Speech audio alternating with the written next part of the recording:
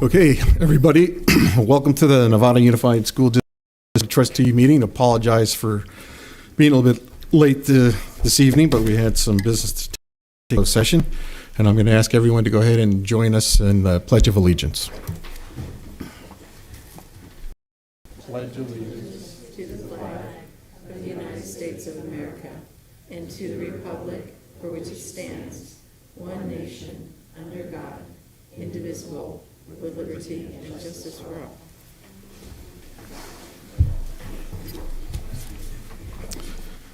Okay, thank you.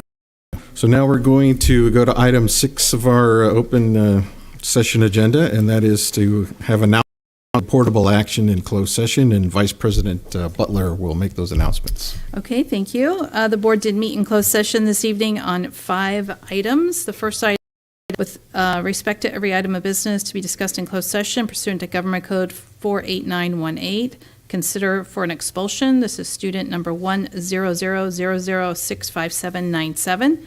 On December 6, 2022, the Nevada Unified School District Board of Trustees met in closed session to review the administrative hearing panel's recommendation expulsion of student number 10000065797. Based on the review of the panel's recommendation, Aguila made the motion to expel. The student will be expelled to the Marin County Office of Education's Marin Community School for 1 year from the board's decision. For the following Ed Code violations, 48915A1B and 480A1C. Trustee Gasson seconded the motion, and I will take a roll call vote. Trustee Millerick? Aye. Trustee Aguila? Aye. Trustee Jacobson? Aye. Trustee Gasson, excuse me. Aye. Trustee Mack? Aye. Trustee Butler's aye. President Nell? Aye. Okay, thank you. That's passes 7-0. The second item, we met with respect to every item of business in closed session pursuant to Government Code 54957.1, pending litigation. We gave direction to. Third item, with respect to every item of business to be discussed in closed session, public employees discipline dismissal release. This session to staff.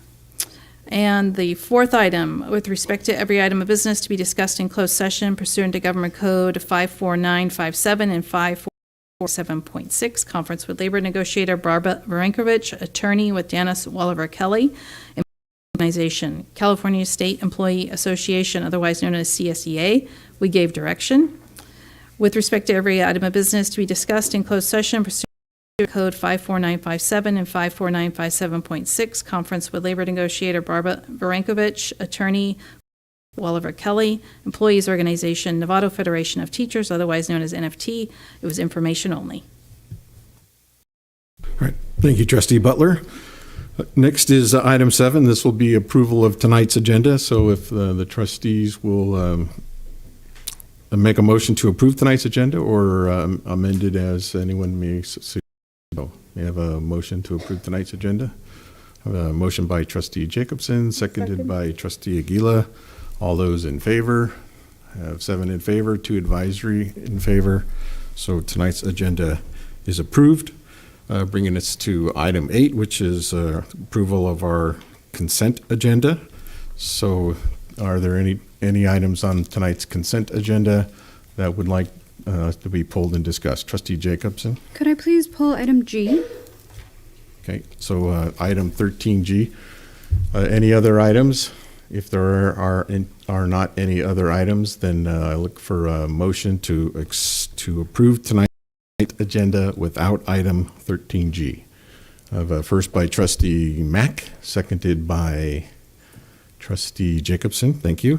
All those in favor of approving the amended consent agenda? I have 7 in favor, 2 advisory in favor as well. So the consent agenda will be adopted. And let's pull and talk about item G. So Trustee Jacobson. Yes, it's about the Independent Citizen Oversight Committee on Measure G bond. I just wanted to thank the people who have spent their time and energy going over that, reviewing the audits, looking at the information that should be public. And I also wanted to note that there are openings on that committee for citizens at large if anyone would like a way to get involved. All right, thank you. So could we consider that a motion to approve item G? All right, I'll need a second to approve G. Trustee Aguila, second. So I'll call for the vote. All those in favor of approving the new appointment item G, 7 in favor, 2 advisory in favor. So the appointment is adopted, and we will move on to our next agenda item. So these are, this is the time when we take a few moments for the board and our student board members and the superintendent to make announcements for the community. So I'm going to go ahead and turn that over to our student trustee. I'll let you begin. Thank you. Hello, everyone. I hope everyone's doing well. It's been a foggy, rainy season so far.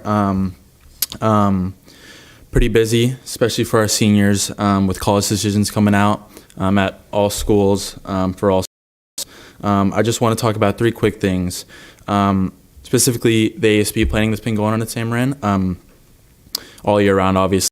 We sent a couple of our students over to a leadership conference, including myself, to just grasp some ideas revolving around what we can do more to get more spirit, get more student involvement, just all of the above. And that was a success. We had a lot of great ideas that we hope to include in future plans. And then we also planning for things like our senior showcase that we're starting to send letters out and contact local businesses for.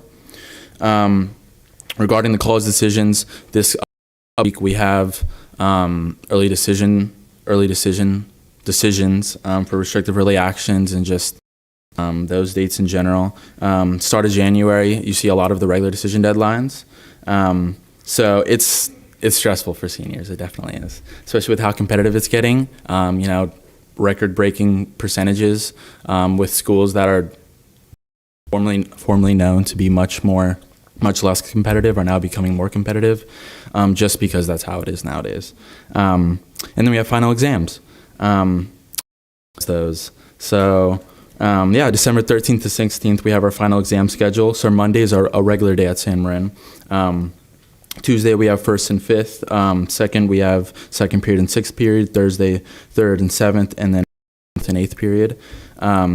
Each of our final exam periods will be 2 hours long.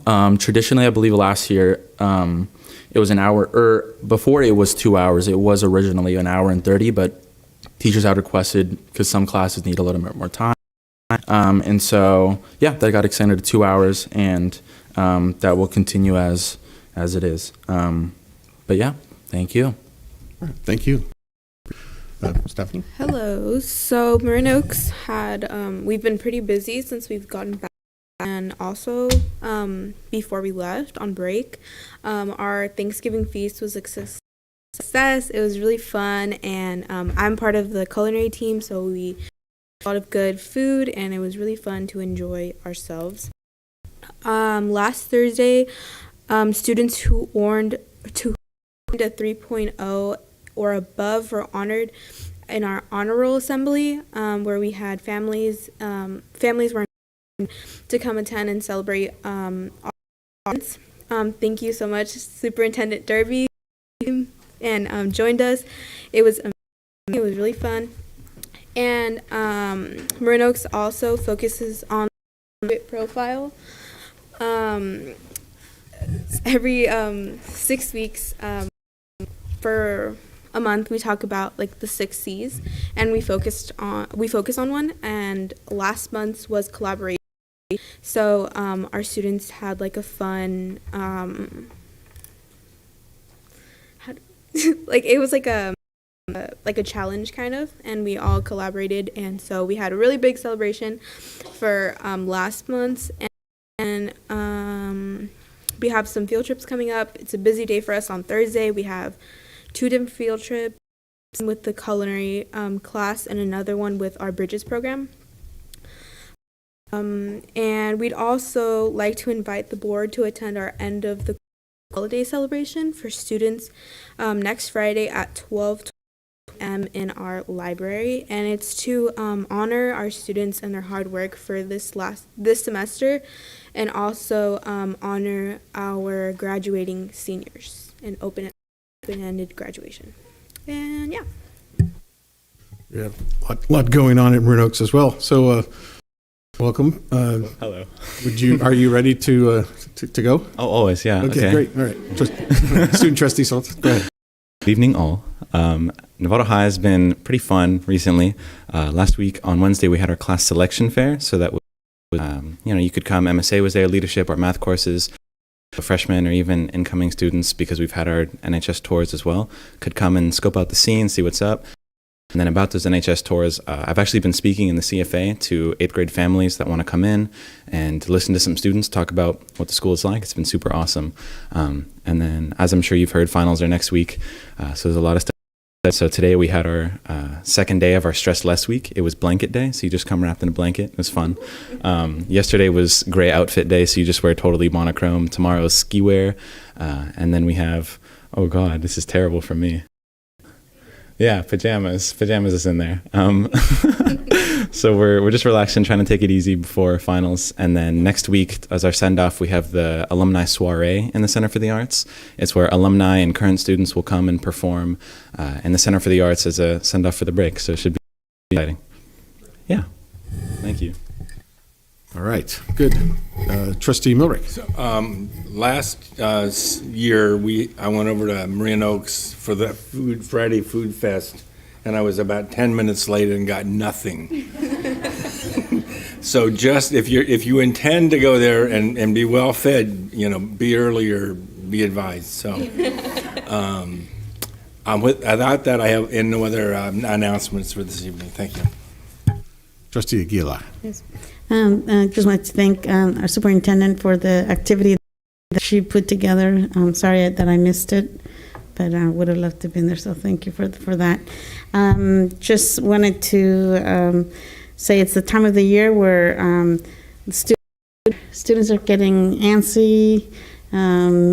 We are too, teachers. So just I wanted to let teachers, students just know that till vacation. So. Okay, thank you. Trustee Jacobson. A couple weeks ago, I had the pleasure of attending a student-led event at San Marin. It was during lunch. There were amazing tables of ways to be well. I attended the California School Board Association conference and spent numerous days there. Communications committee. Community member meetings. Thank you. Trustee Gassan.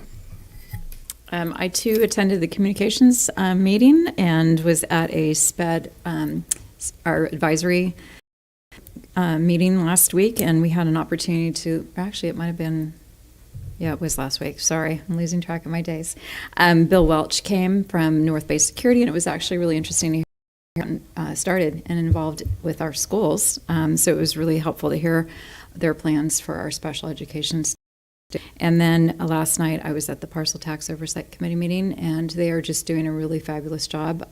And it's the most robust group of individuals that I've seen since I was on the committee, 12 years ago.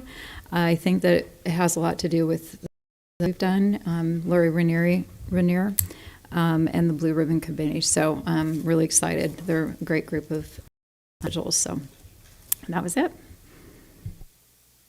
Trustee Mack. Nothing to report. Trustee Butler. Sure. This is last Friday. There was our workforce housing series. It was our number 2 meeting to get together. We have 3 of us, Trustee Nell, myself, and Trustee Gibson, and 2 staff members that are part of, there's 5 of us that are going to be in these 5 meetings. So this was number 2. The next 3 or no? 3 to go are all on Zoom. So, but we traveled to San Diego. We had no choice in that. That's where it was. And so we all met, and there's 5 or 4 other participating. We talked about putting out a survey to our staff on regarding housing, doing that again, and much more thorough survey about how that would look and how we want it to look in our district. We also went over the financing piece on what are our options for project. We also heard from the Jefferson Union High School District right here in Daly City, local, and their success in building, taking a past site and building a housing on it workforce housing audit and how successful that has been for them. They started in 2018, just project, and completed just this year in 2022. So that was really interesting to us. That provided us a lot of information.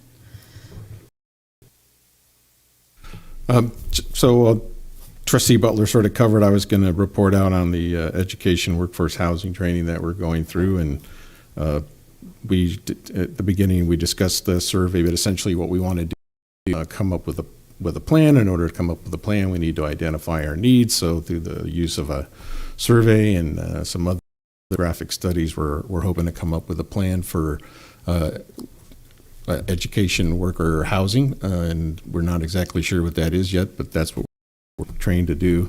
We spent a great deal of time on the different ways to finance the construction and the future operation of the housing, and how we might stage going forward along those lines. And what we're going to study next is going to be the beginning of construction infrastructure, and then finally we'll end up talking about how to operate the housing for our employees. So that would conclude my report, so I'll turn it over to the superintendent. Oh, let me just say, in the Friday report, you'll get some copies of the information that we received at that training, and hopefully we'll get it to the students as well, because they may find it interesting. Superintendent Derby. Okay, thank you. First, I just want to thank Angela Williams and her husband and a couple of volunteers that worked with Leslie and Christy today, delivering 40 boxes of COVID kits to each of our schools so everyone could go home, the kids and the staff could COVID for the break. So it was a huge undertaking. He works with an organization that does some volunteer work, and I really appreciate that. That was a huge deal. A 1970 graduate from San Marin High School, Barry Smale, is the new president of the Novato Historical Guild, and they would like us to partner on a fabulous project that I'm excited about when he talked to me about it. We presently don't have anything in our Novato Society Guild, and Maria was very instrumental in this as well, that talks about our Latino community. So what we're going to do, he's coming to a couple of principal meetings with me, then we're together with the community liaisons, our DLAC, and then students at our schools to talk about the history from 1950 to now. And I think it's a fabulous project. It was started really by Catherine, and then she passed away, so he's taken it on. So I was thrilled. So we're going to have a wonderful time with that. We are going to apply for the community schools grant. We're having our tomorrow. We know that we had to have 80% unduplicated. We're barely at 50, but that's sort of the second round. So we know that we might not be considered a round of funding, but maybe some of our schools would be in the second round. So the first part of it is to have a $200,000 grant to just do the planning and the implementation and to see which schools really qualify. So we've identified some last week, so that was good. And if schools are accepted, it's $500,000 a year for about 8 years. So that might replace the Marin Community Foundation grant that seems to be going away this year. So that's a great thing. Very excited about this next thing. There are 11 people that have requested out for the new superintendent. So that's really, really fabulous. So, and the ads are due January 4th. So that's really good news. Okay, and if you want to go to the game Saturday night, you have to tell Ellen, because our names will be on the list. It's probably going to be really packed because this is a state championship. And so we need to make sure that they let us in if we have our names listed down. So that's it. I always wanted my name on a list so I could get it, so I could get in, be the part of the in crowd. So looking forward to that. Okay, so that concludes our announcements from the board, superintendent, and our student body board members. We're going to go ahead and move on to item 10, which is non-agenda public comment. This is the period of the meeting where we give the public an opportunity to address the board on items that are not on tonight's agenda. And because the items are not on the agenda, the board is very limited in its ability to respond at all, but that's not to say that we are not listening. And we'd be happy to accept any of the ancillary materials that may go along with your statement tonight as well. So we're going to go ahead and begin. We have rules around limits, so each speaker gets, and we hope not to exceed a total number of 20 minutes. We'll be okay tonight because we currently only have 6. So I'm going to go ahead and announce the first speaker, and then I'll mention the name of the next speaker coming up so they can be prepared. Our first speaker is Tim Block, and then after Tim will be Megan Pereira, I think. And please correct my pronunciation of your names when you come to the microphone. Mr. Block.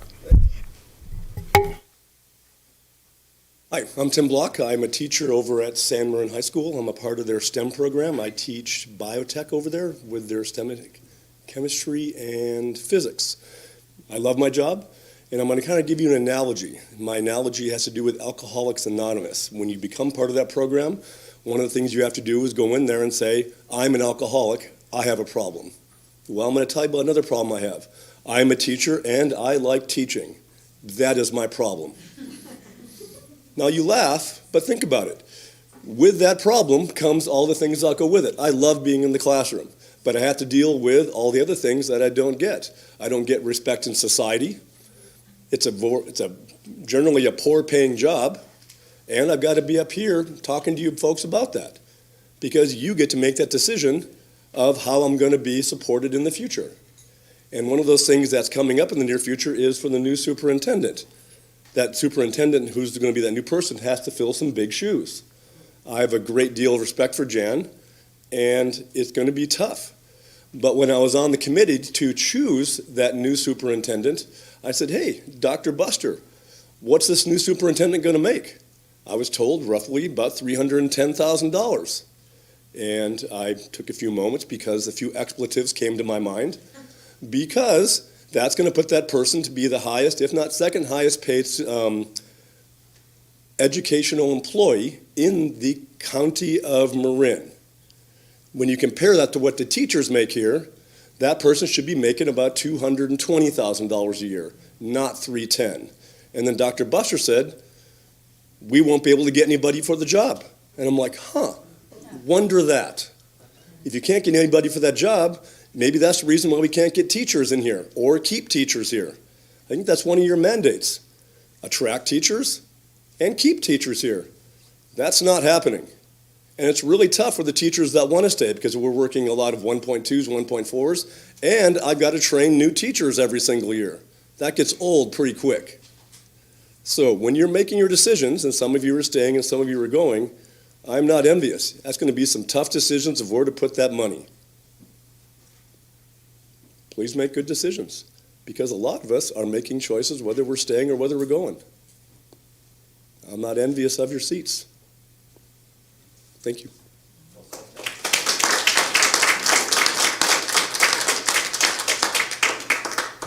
All right, our next speaker is Megan Pereira, and then after that will be Nick Williams. Fellow Board of Trustees and Superintendent, my name is Megan Pereira, and I teach Spanish and credit recovery at San Marin High School. I have been an educator for almost 13 years, with almost 4 years at NUSD. I'm here tonight to address the concern of teacher salary and fair pay for me and my colleagues. What is my role as an educator?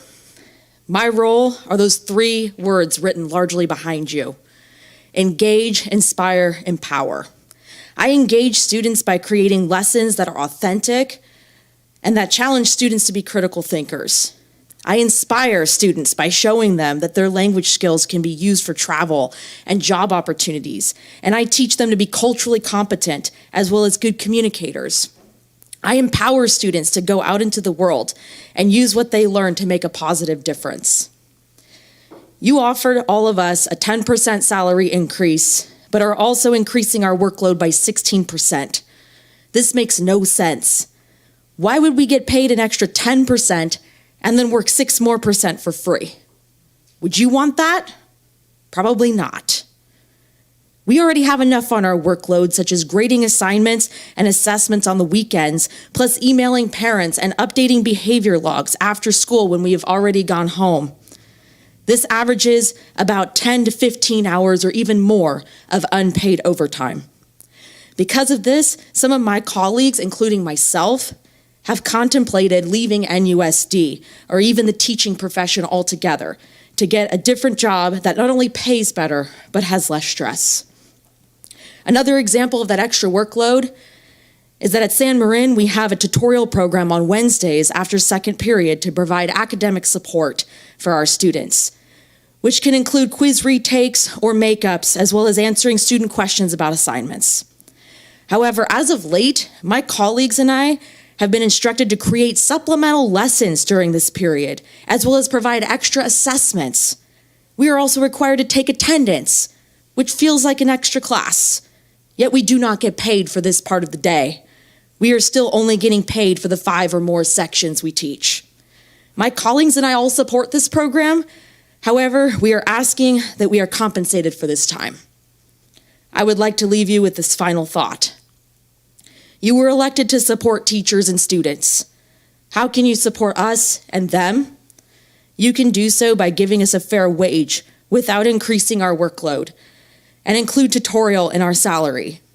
When we are paid fair, we feel respected, and we can continue to engage, inspire, and empower our students. Thank you for listening.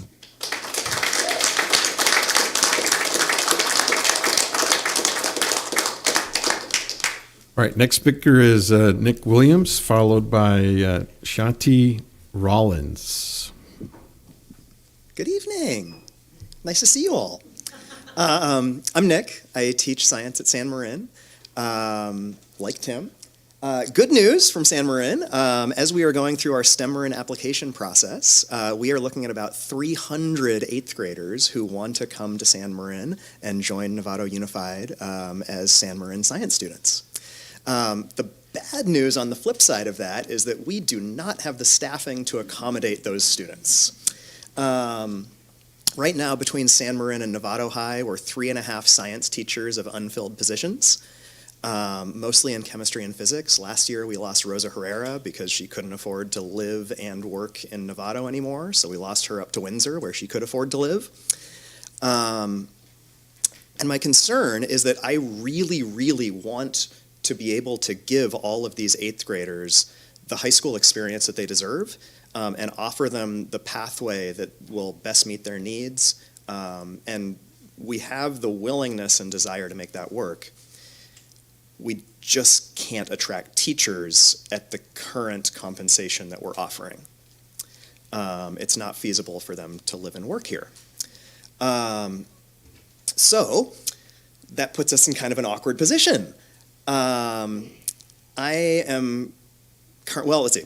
So a few years ago, I won this Milken Educator Award, and a bunch of you guys were there to help me with that and to celebrate that with me, and that was tremendous, and thank you so much for that. And it came along with $25,000, and that was life-changing money for me. It allowed us to have a 3rd child, and my wife could stay on maternity leave for a few months, and Poppy is now in kindergarten at Pleasant Valley, so all 3 of our kids are NUSD students, which is wonderful. This year I'm teaching a 1.4, so I'm teaching 40% more than normal. And I realized when I made the mistake of checking San Rafael and TAM's salary schedules that I don't make more than I would make at TAM working 100%. We are 41% behind TAM. We're only 37% behind San Rafael, so we're closer there. But it's really, really hard to make that gap. I'm not anticipating that we're going to see a 40% jump in salaries this year. 20% would be awesome. And then something else to say that, like, hey, we see you and we appreciate the work that you're doing, so that we can continue to bring the best teachers to Novato for our students and provide our students with those opportunities. We have so many good teachers who are doing great work. I really want to be able to fill those open positions, and I'm anticipating we're probably going to lose another science teacher from San Marin this year due to life circumstances. Got to be able to do something with those spots. Thank you so much.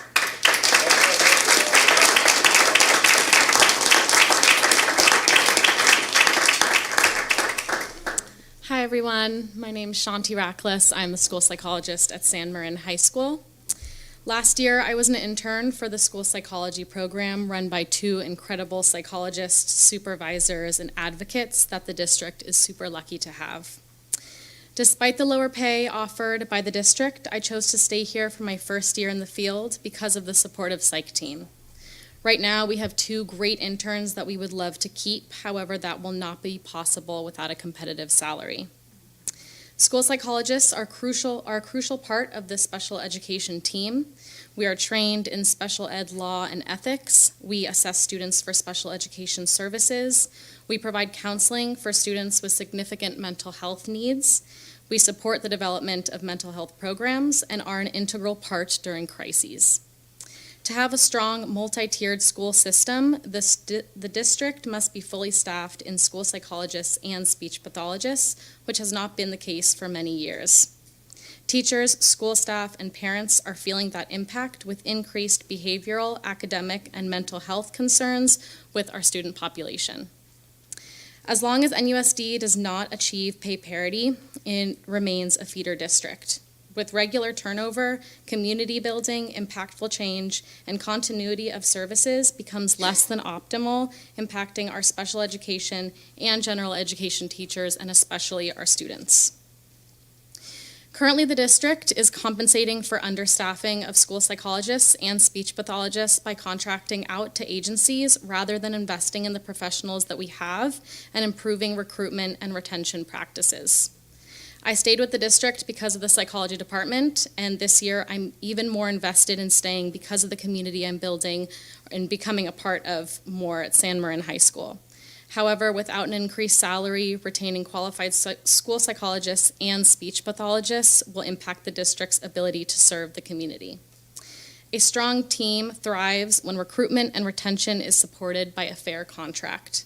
Therefore, I call on all of you, the district, to meet the union's demands for a living wage and competitive salaries to secure that the district becomes capable of meeting its mandates. Thank you.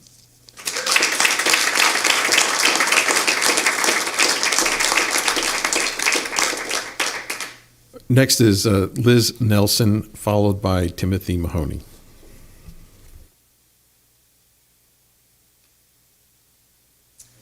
Hi, my name's Liz Nelson, and I teach at Sinaloa. I'm also one of the VPs for NFT this year. I'm here to ask that you give a significant salary increase to all certified staff's base salaries on a new salary schedule model. I'm also asking that you do the above without giving us more work to do with this. I come from a long line of educators. I've taught 27 years. My husband's taught 27 years. My grandmother opened a school before women ever did that. My mom ended her career as a principal of Vallecito. My mother-in-law ended her career as the Dean of Arts and Science at Dominican. And my sister-in-law is also a science teacher. So my family clearly values education. My son is a Novato High senior, and my daughter is in her second year at UCSB, and she's a graduate from Novato High. She hopes to raise a family one day in Novato, and she's trying to figure out what she wants to do with her life. And she's thought of maybe being a history teacher. And one would think that having your children follow in your family's footsteps by choosing a career that you have deeply loved for half your life would be met with words of encouragement. And we're all telling her no, don't do it. It's just too financially stressful. And that breaks my heart. I owe my children's education to their own hard work and commitment, but I also have such a tremendous amount of gratitude for NUSD's high-quality educators like Ms. Heslip, Ms. Block, Ms. Marston, Mr. Searle, Mr. Louie, Ms. Lehman, Ms. Secchi, Ms. Hagan, and so many more. NUSD teachers continually showed up for my own children, and I am forever grateful. I'm so proud to say that Novato has high-quality educators. As you know, NUSD teachers are filling in for our district's teacher shortage, and we are tired. We're working 1.2s and 1.4s to cover for our lack of teachers that have chosen to work in nearby districts that pay more. And quite frankly, we're also doing it because we need the money. My kids are done. They're on their way to adulthood, and I'm deeply concerned about the rest of our kids, all of our kids. The students of NUSD deserve to have what Ryan and Kate have had. I'm concerned that with the current situation, we will not get what we all say we want. We all want to attract and maintain high-quality teachers. I know we're all in agreement with that. But we can't do that unless we get paid a wage that is competitive to other districts and one that we can live on. We're at a pivotal point right now. We're living with the teacher shortage, and we're all filling in gaps that are only going to get bigger. Please, I ask you to consider what all teachers are doing inside the classroom and out for our Novato students. Please consider paying NUSD teachers a competitive wage. That's how we're going to reach our goal of attracting and maintaining high-quality teachers that our kids deserve. We need to act now. We all need to continue to come together and put NUSD kids first. Thank you.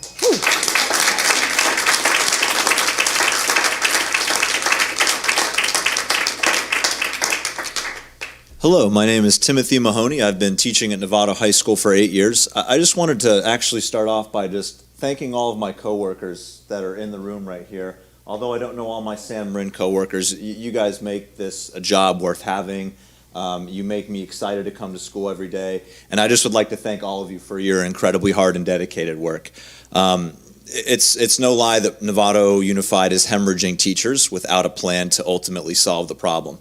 It's not new for Novato teachers to get poached by Southern Marin districts. But what's new is Sonoma County District starting to poach Novato Unified teachers. Many of us live in Sonoma County, and we can recognize that we can eliminate our commute and take a very, very small significant pay cut to what it would have been 8 or 10 years ago. Ultimately, there's no appetite amongst Novato teachers to take on more responsibilities. We want the full amount that we can possibly get, which the number that we've been throwing around and hearing in our meetings is close to 13.25, and we have no appetite to take on any other duties whatsoever. I only speak for myself, but I can tell you that every single agency, every business, every school, one thing in common that makes them underperforming is turnover. And ultimately, the teachers get hurt, the kids get hurt, and so I would respectfully request that the board and the other decision makers at Novato Unified recognize that the teachers are really kind of at a breaking point. I have no idea what action we ultimately will decide to do as a union. That's not my call, but I can tell you the calls and agitation for stronger, for stronger action are getting louder every single time we meet. And so with that said, I just hope you can, kind of read the room and hear what teachers are saying and really recognize that we're not going to take on additional duties than we already are. And we really want that 13.25%. And if that doesn't happen, I don't know ultimately what action the union will take. But that's where we're at. And so I just wanted to vocalize that in case you guys haven't heard that. But I'm just being, just being repetitive now. Thank you for listening and thank you for your time. Have a great evening.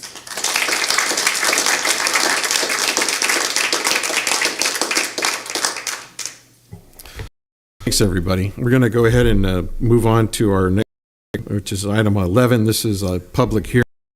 This is a public hearing regarding the proposed education partial tax to be on the 7th, 2023 ballot. So I'm going to go officially open the hearing so we can hear from the public on this.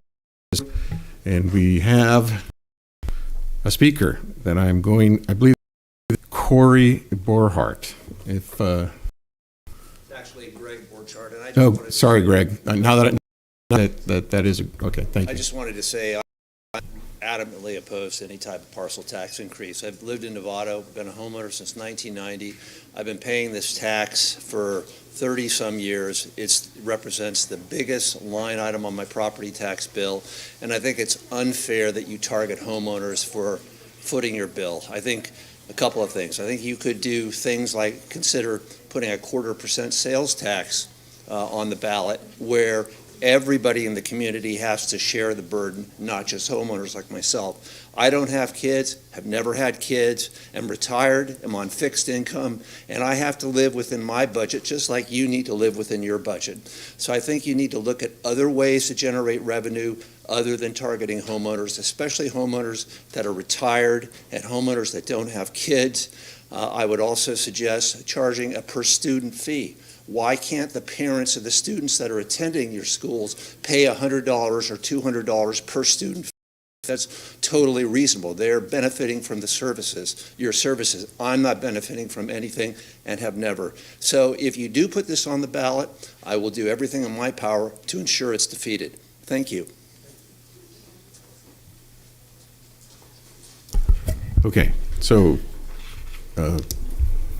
looks like we may have a comment. Teresa. Oh.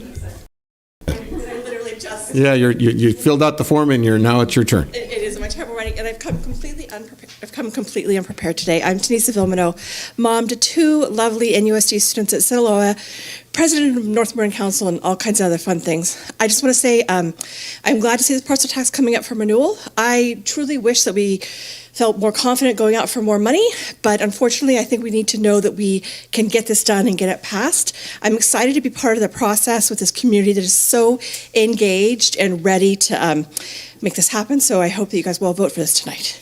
That's all. Thank you. All right, thank you. Oh.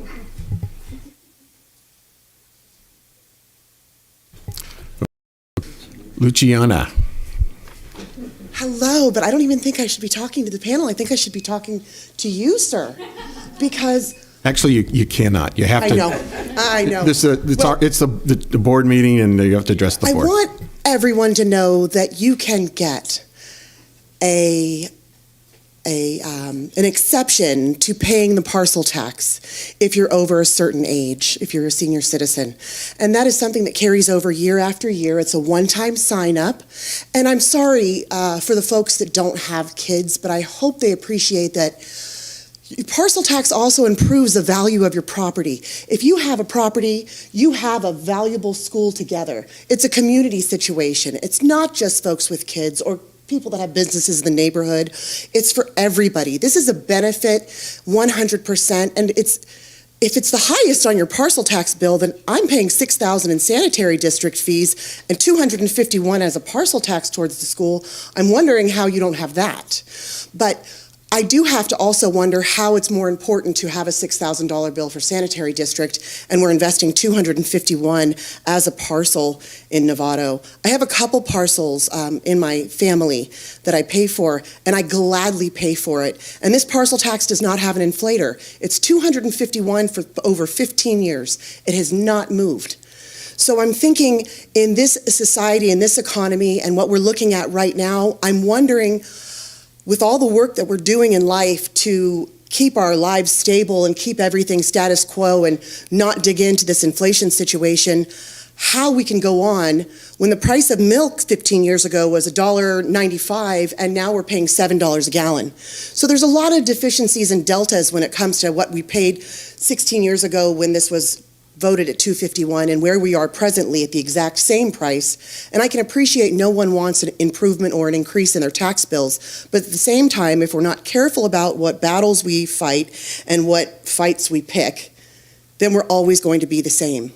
We have a lot of teachers out there that would really like to spend more time with their families. We have a lot of folks that are very, it's got to be a real sweet treat to see a higher pay grade at a different county, but they don't want to leave here because they believe in their community. I believe in my community, and I will absolutely support this parcel tax. Thank you. Okay, so if we have no more further comments from we may actually, all right, I'm getting the flag.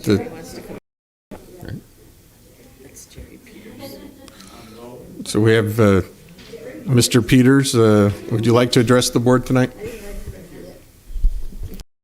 Can give us your name, Jerry, when you get up there. Yes, Jerry Peters. I'm a resident of Nevada for many years. I should make a full disclosure here, in fairness to everybody. He nods his head already. My wife attended Nevada schools, and not the high school. At the time when she was attending school, it was full. She had to go to Terra Linda. Since then, we've done much better. I have presently 4 grandchildren in Nevada schools, and they love it. I have one grandchild who is waiting to come of age to attend Nevada schools. I have a grandson who has gone through Nevada schools, graduated, and he now teaches at UC Davis. We have our 2 kids who are also tied into Nevada schools. They have, you'll hear from one of them later on this evening, I understand.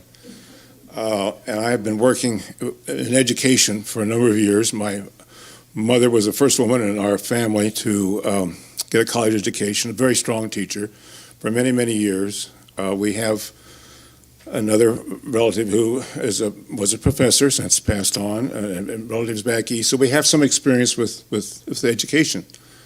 And I want to tell you, I've been participating in this parcel tax review of late, and I was very discouraged to see the number of expenses that Nevada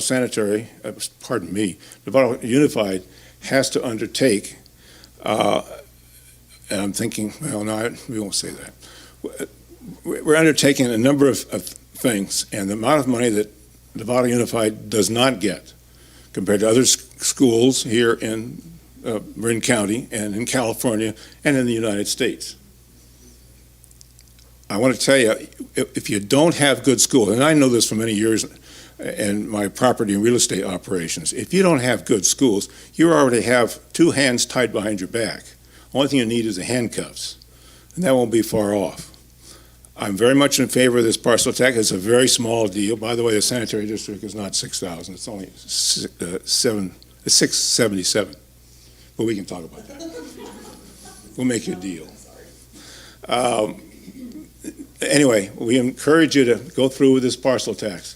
We need to have that. The schools need these programs that are involved. I won't go through them. I'm sure maybe you're very aware of them already. The public needs to get behind this. If you don't have good schools, you don't have a real community. You have a problem, a serious problem. And I know that because I've got other relatives in law enforcement, and they see some of the results. Thank you very much. Thank you. Can I just add one more thing? Is that possible?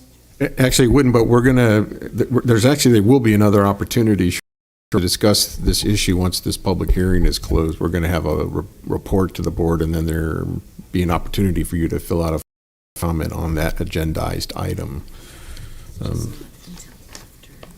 It's a couple items down, but that would be your only opportunity to discuss this issue again tonight. But you're welcome to stay and do that, and we'll look forward to hearing what you have to say.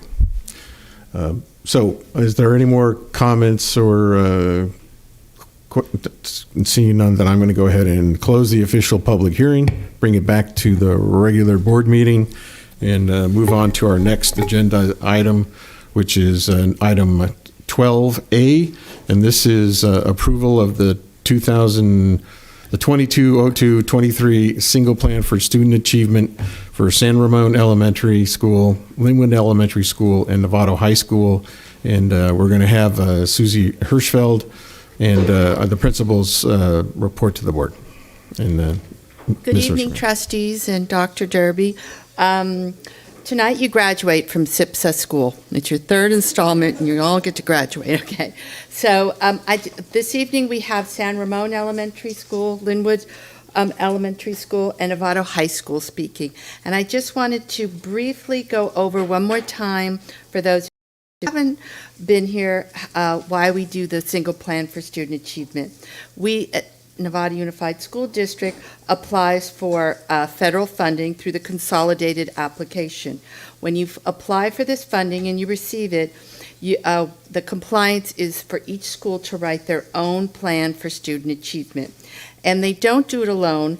They are required to get stakeholder input, and that stakeholder input is a council, school site council at each school that's comprised of teachers, classified employees, and parents, and in the secondary, it's also students. So and it's a pretty comprehensive plan, and so we are focusing this evening, our speakers will be talking about intervention. Based on assessment data from the 21-22 school year, they're going to be sharing with you what tailored interventions they have at their school site to support students who still need a little help reaching expected levels of proficiency. So for our first school, it will be Amanda Langford from San Ramon, and then we'll have Carolina Gage Guevara from Linwood, and then we will have Mark Brewer from Novato High. And then after they speak,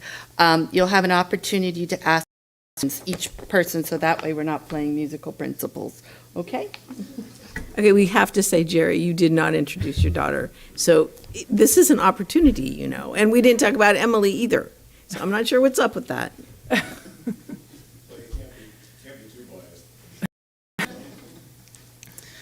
Good evening, Dad. Good evening, trustees. Good evening, Dr. Derby. Thank you for having me. So I just want to highlight how we provide intervention to San Ramon. And one of our important aspects is we always want to try to individualize instruction as much as we can for each of our students. So the first important part of that is looking at the data. It needs to be data-driven. So we do that in a few ways. We do data cycles. So each teacher has a data point that they run with their students. And they create those either as a grade level team or individual teachers, depending on what the need is. And they use Galileo and Renning primarily to create those data cycles. In addition to that, at every benchmark period, we collect the data for running records, Mars task, again, Galileo and benchmarks in order to create our intervention groups. For the last 6 years, and this is one of our big focuses, is called universal access. So over the last 6 years, we've created a school system to where every grade level gets the support of all of our support staff section of the day. So we do it 4 days a week, Monday through Thursday. So kindergarten, first grade get 30 minutes a week. Second through fifth grade get 45 minutes a week.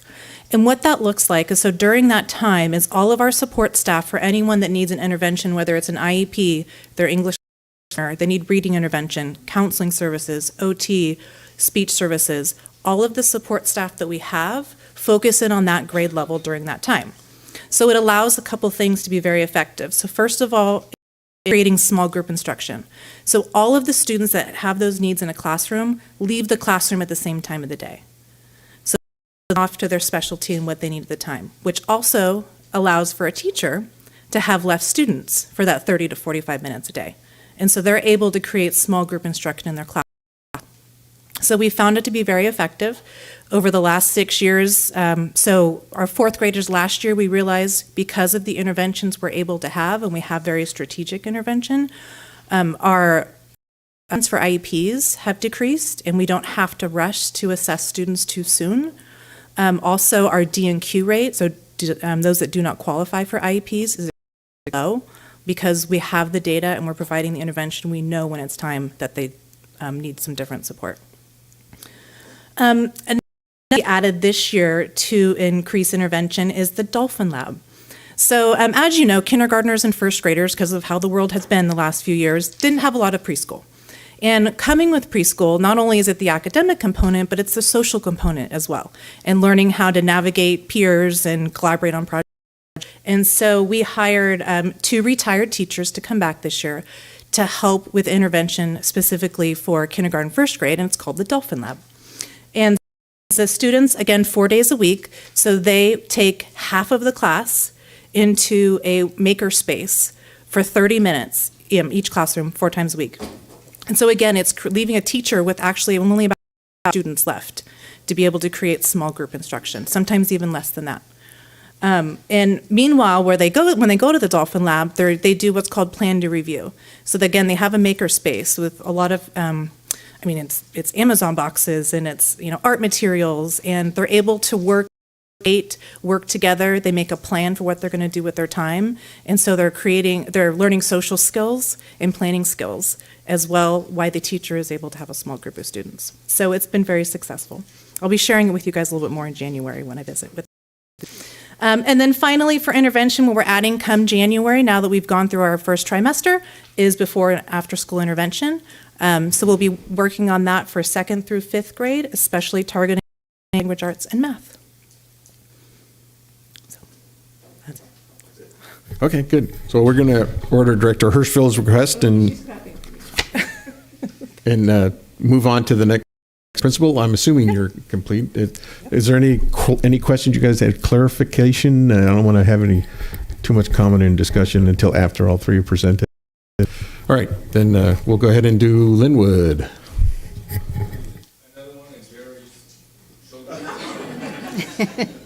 Hi, Dad.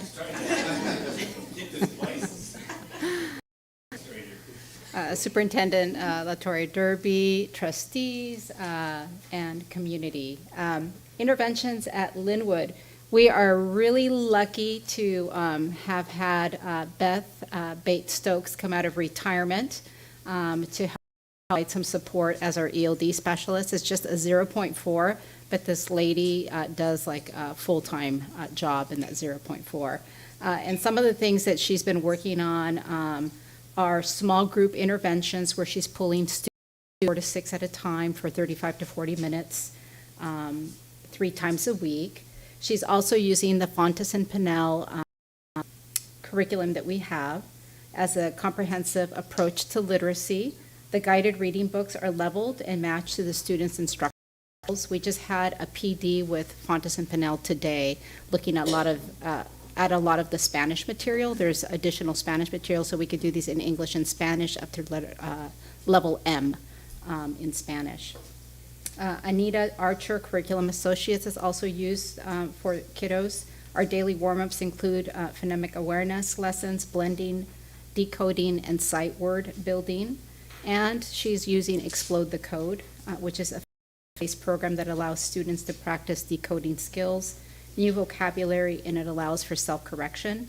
It systemically builds decoding and spelling patterns.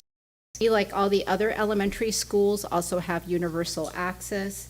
The focus is 3rd through 5th grade, but we do work with 1st and 2nd as well, and they're using 1 LL small group readers when doing the designated ELD, and those are our teachers, and also our TOSA works with the teachers. During universal students mostly get pulled out by our intervention TOSA and para-educator, but they also push into 5 classrooms. And teachers are also focused on intervention in Spanish language arts. We have our after-school program, which is amazing. It's coordinated by Lynette Bousset, who's an amazing individual and music teacher. It serves students, over 80 students in 1st through 5th grade.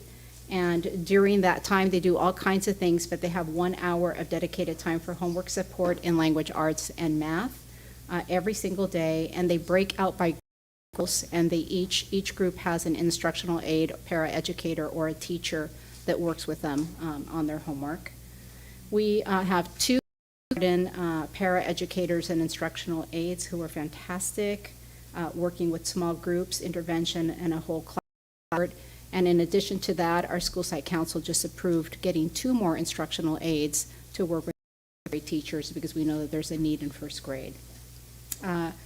We just got in Estrellitas and Lunitas, and this is for K through 2nd grade. These 2 programs help build strong foundational skills, including phonetic awareness, letter, sound, syllable recognition, and Lunitas also continues with the same phonetic skills, syllable blending, and beginning reading skills for our younger students. Our students imagine learning apps on their iPads and Chromebooks. They access them during the school day. They can also do that at home. And during instructional universal time, we focus on language development skills using Clark strategies for English support and step into writing for narrative writing supports. Any questions about the Linwood program or a SIPSA? Okay, thank you. Thank you. Mr. Brewer?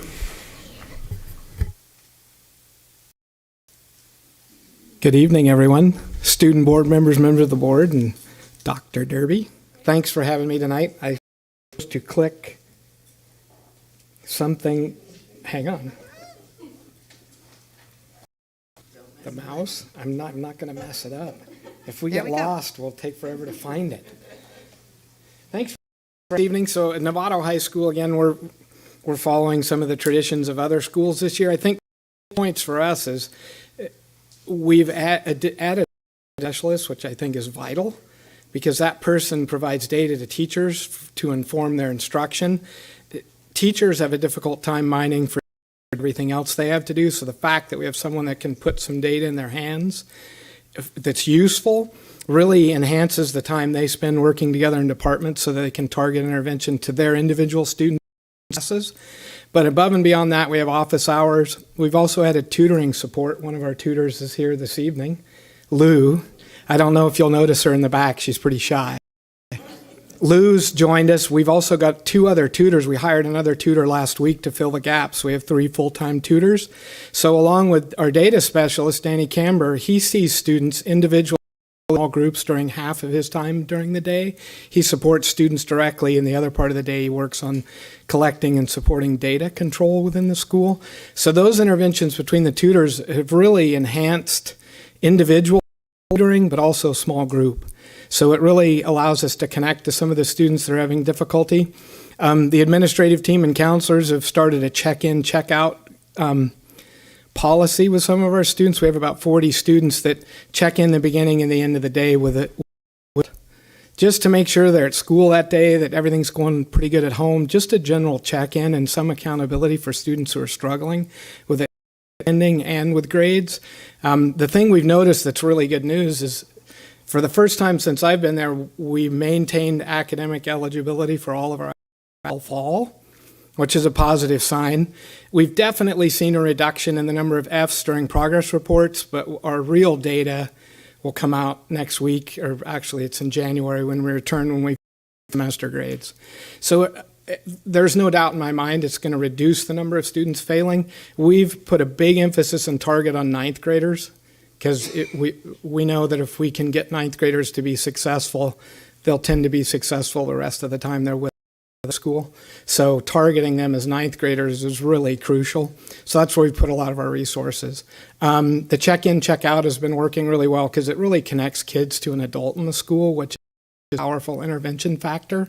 The more we can connect a child with one significant adult, the greater outcome we're going to have with their success during high school.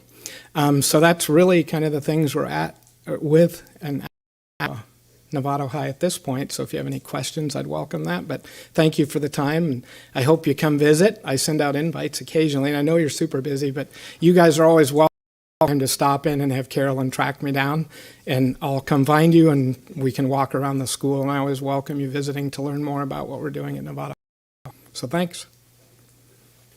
All right. Thank you. So then, Mr. President? Yes? I'd like to remind Mr. Brewer that Novato, Marin Oaks offers food. Oh, okay. I'll remember that, Ross. Give me a little heads up. I won't cook the food, but I'll find some.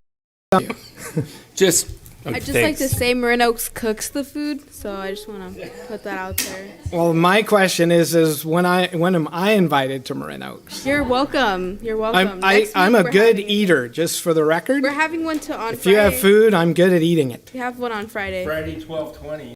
Friday at 12:20? Yes.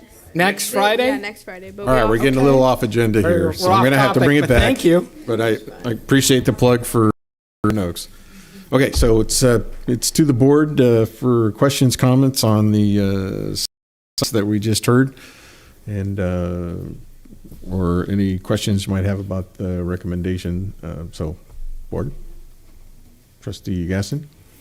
No questions. Just I think it's amazing to hear all the different things that we've got going on at the schools and how we're working to help our students. So it's really interesting for me.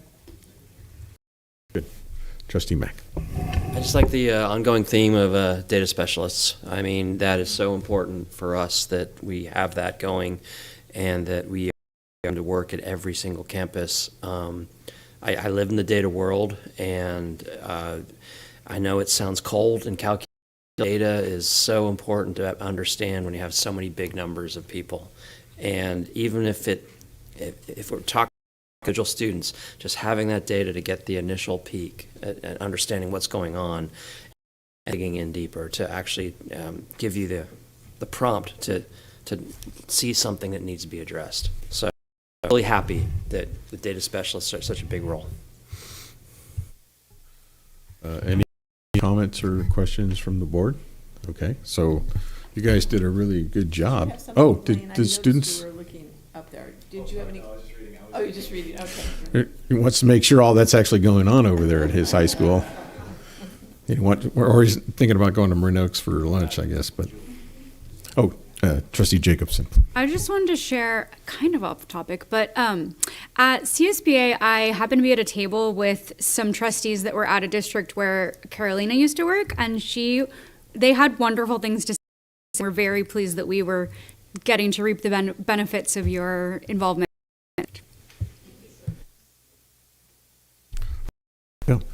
Well, if there are no more comments or questions, I would entertain a motion to accept the superintendent's recommendation to approve the plans. All right. I have a first from Trustee Mack, seconded by Trustee Aguila. If there aren't any more questions or comments, all those in favor? 7 in favor and 3 advisory as well. I want to thank the principals and staff for bringing these site plans forward and paying attention to the wide spectrum of students that we have and doing the extra work to serve them. So thank you all very much tonight. Okay, we're going to go on to our next agenda item, which is discussion. This is approval of resolution number 9 for 2022-2023. This is the NUSD governing to authorize signatures, and we're going to have Director Hirschfield this one to us. No, this is. Did I get? Oh, did I? Yeah. Oh, Susie's on there. Oh, Susie, you're on there. maybe that's not. Superintendent Derby, do you want to?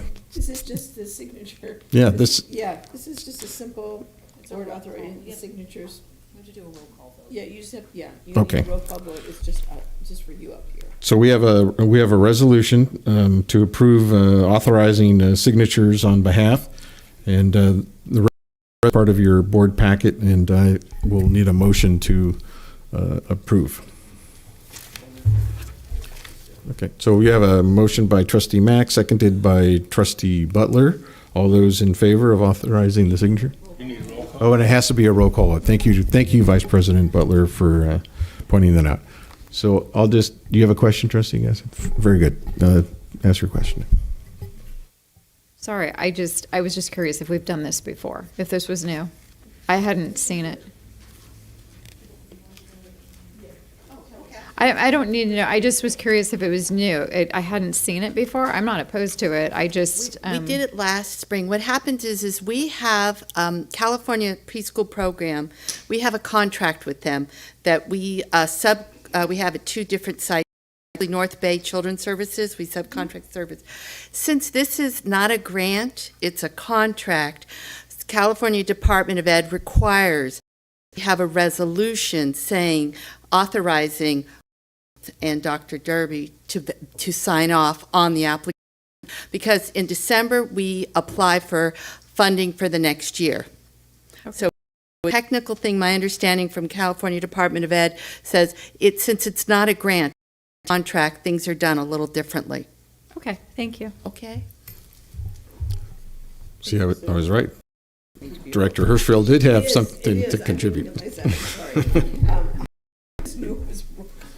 Okay, so it is, because it's a contract, we explained, we have to do a roll. I'm going to take the roll in table order. So Trustee Milrick. Aye. Trustee Aguila. Aye. Trustee Jacobson. Aye. Trustee Gasson. Aye. Trustee Mack. And Trustee Butler. Aye. and trustee Nell votes aye. So we will approve the authorization to sign for this resolution to sign. Okay, so I'm going to move on to the next agenda item. I'll get my list out correctly here. This will be C, and this is approval of resolution 10. This is for the 2022-2023 school year, calling for the election approval of an education parcel tax. And we're going to start out with our superintendent. We also have William Tunick from DWK, and Charles Heath is also here to help explain and present. So, Okay, so Superintendent here's what Turpin. I'm just going to ask this question because William Tunick is on the road. And if we could do, John, and that, and switch this up. And then in traffic from San Jose or the peninsula.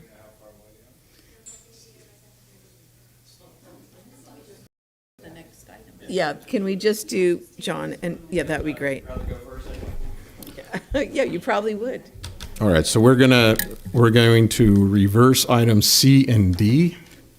Is that correct? And we're going to Yes, go with yes, approval of the, no, this is. This C- is E and F. This is E and F. So we're going to skip to E and F. Okay, so E, approval to award contract to CWS Construction Group for kitchen and fire alarm projects at San Jose Middle School.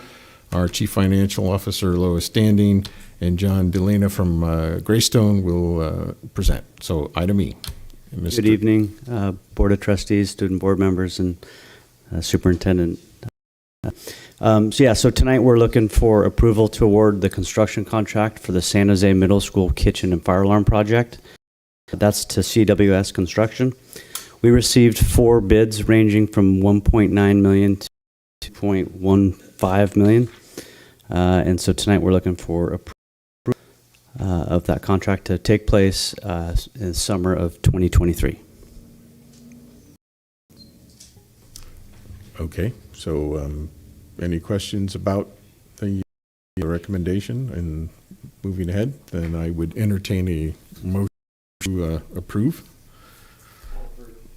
Okay, so I have a motion from trustee Mack to move ahead with the recommendation, seconded by trustee Aguila. So all those in favor? 7-4, 2-3 in advisory. And if I just might add, I'm looking at this, so this might be a nice save here, because it looks like the original number in our budget was 2.4, and we're getting this at 1.9, so, let's see. Good. 500. Positive news. Okay, so that didn't take very long, so I'm not sure how much time we killed doing that, so we're going to have to go ahead into item F, and this would be approval of the schematic design project and the project cost for Phase 1 security camera at Novato High School, San Marin High School, and the maintenance and operations facility. And we'll let you just pick up where you left off. Okay, so tonight we're here to present the schematic for the new security camera project at San Marin High School, Novato High School, and the maintenance and facility. Again, I'm John Delana with Greystone West. Let you introduce. I'm Lindsay Woolward with Guidepost Solutions.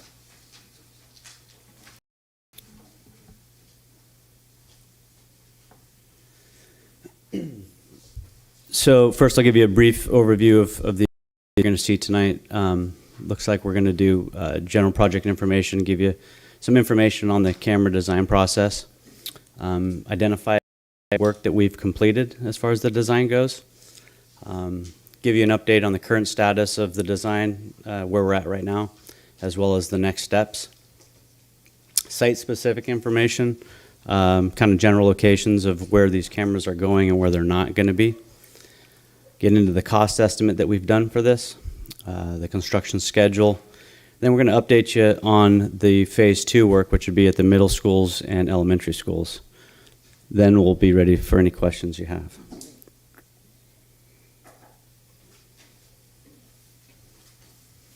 Great. Good evening, student board members, president, and superintendent. Happy to be here. I've been working with the district for the past several months on the camera design project, and this is continuing from a pretty lengthy review of the security state at Novato and San Marin High Schools, as well as the GMO. And is part of a larger package that I know is part of the bond and ongoing priorities for the board and the district. So to date, we conducted a security assessment of the high schools to understand the state of security, right? We don't want to make assumptions. We want to understand with data and best practices what is needed before going forward with design. We then provided a report to the district, which included recommendations for effective security across the board, as well as prioritized camera coverage from a security perspective.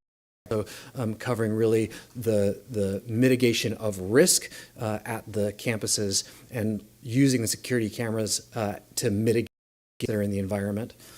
We also confirmed the coverage priorities using layouts of the schools and a priority matrix. So basically, what are we with cameras? What do we hope that they will actually accomplish instead of just let's put some cameras in place, right? Really prioritizing the security function. We also did site suitability assessments, so we know that there are areas that we want to cover, but are there places on the buildings and the structures that can accommodate a camera, infrastructure costs, et cetera? So examining where would those cameras go, and then providing the preliminary places for comment by district stakeholders, such as the IT department, maintenance and operations, as well as site stakeholders, so the principals, assistant principals. So all of that has been leading up to where we are now, which is refining the layout design documents in preparation for bid. So we're going to be taking next steps in the immediate future of incorporating those comments that we've received, out a 100% construction document set for final review and comment by the district and other stakeholders. And then we're going to be assembling the final bid documents, putting it out to bid and award, and then construction and administration of the cameras at those 3 sites. In terms of the specific information, obviously we're not providing exactly where all the cameras are going at this time, partly because we're still in design review and incorporating those comments, and also because we want to make sure that the information is shared discreetly. We're looking at about 50 cameras that are being installed at each of the high schools, as well as 16 at the maintenance and operations facility. And really, again, focusing on the security mission, right? What do cameras provide us? And we're looking at the perimeter of the central campus buildings, right? Who is coming and going from the campus? Focus on vehicle access and any informal pedestrian access, people just wandering onto campus, as well as paths of travel within, so that in the event of an incident, who's coming and going where. We're not putting cameras in any sensitive locations, obviously, as precluded by law, but also just the focus is security and keeping track of who is coming and going and is present for any incident that needs to be investigated. You want to speak to estimates? So in looking at all this work here, we're looking at construction costs to be somewhere around $1.2 to $1.3 million, as well as having a contingency, add in some blueprinting, regulatory fees, and we're looking for $1.550 million for this project, which is in line with what we've presented back in the October board meeting for thought this cost for the project would be. As far as project schedule goes, so we're looking at schematic design approval tonight. Hopefully, we'll go ahead and we'll complete the next couple weeks, start to get into that process, and then hopefully we'll be getting this to you for board award on February at the 5th meeting, and start to install cameras shortly thereafter. And each of these 3 sites would follow that same kind of schedule.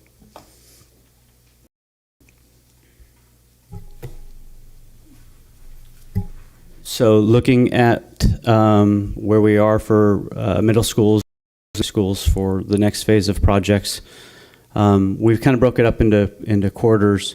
But right now we're initial coordination and logistics for those sites. That's going to include some of the on-site assessments, some on-site meetings, and then there will be additional meetings, additional stakeholders, the SROs and principals and some of the end users. There'll be a second round of logistics and coordination based on some of that input that we receive. That's going to get us through the second quarter of the year. And then we'll bring this back to you with looking for board approval sometime late spring, early summer. And then we should be completing the design and putting cameras in the third quarter of the year.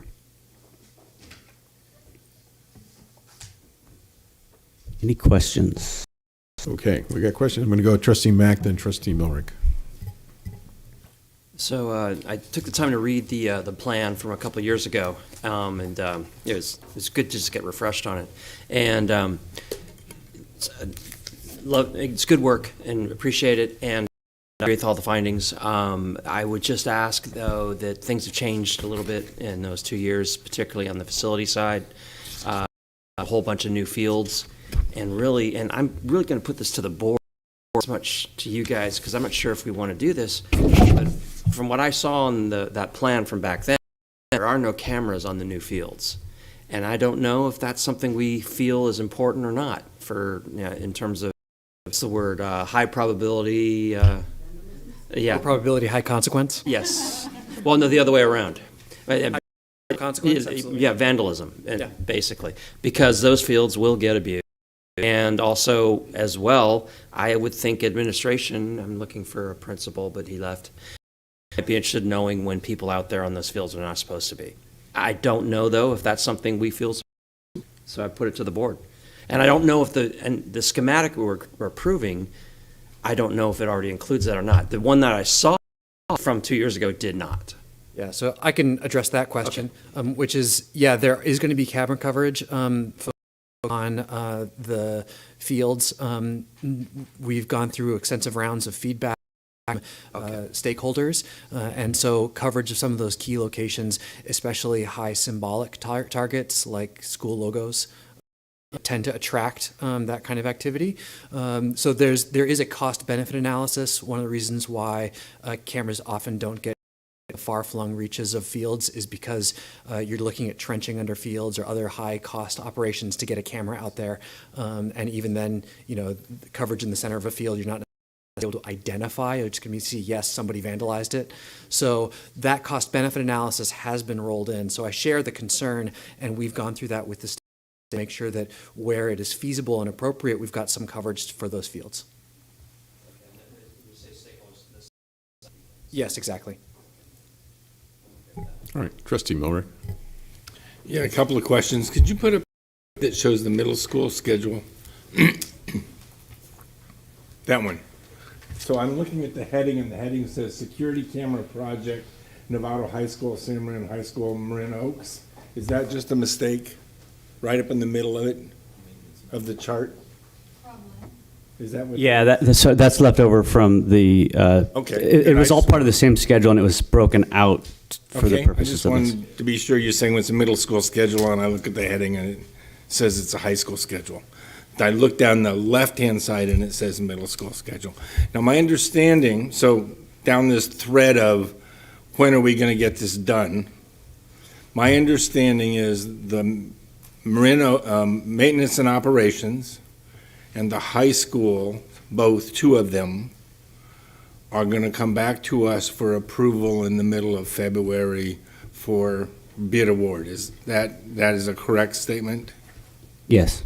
Okay. Then my understanding is there's already been work done on, I'm going to say middle schools, but I don't really mean middle schools. I mean the Hill that used to be a middle school, San Jose that's a current middle school, Hamilton that's a middle school, and Sinaloa that's a middle school, 4 campuses all of which are currently middle schools. There's already been some work done in terms of design on those because there were existing cameras, and that actually forms a second group. Is that your understanding? That's what I and from my conversation with the bond group. Yeah, we've been responding to the concerns about the aging camera that's facilitated by the Ocularis platform, and that You mean the 2013 servers? exactly. And so because of growing concerns, we expedited helping the district get coverage for replacing that system in the event of a failure. So some of those cameras are, in fact, on the middle and elementary school campuses.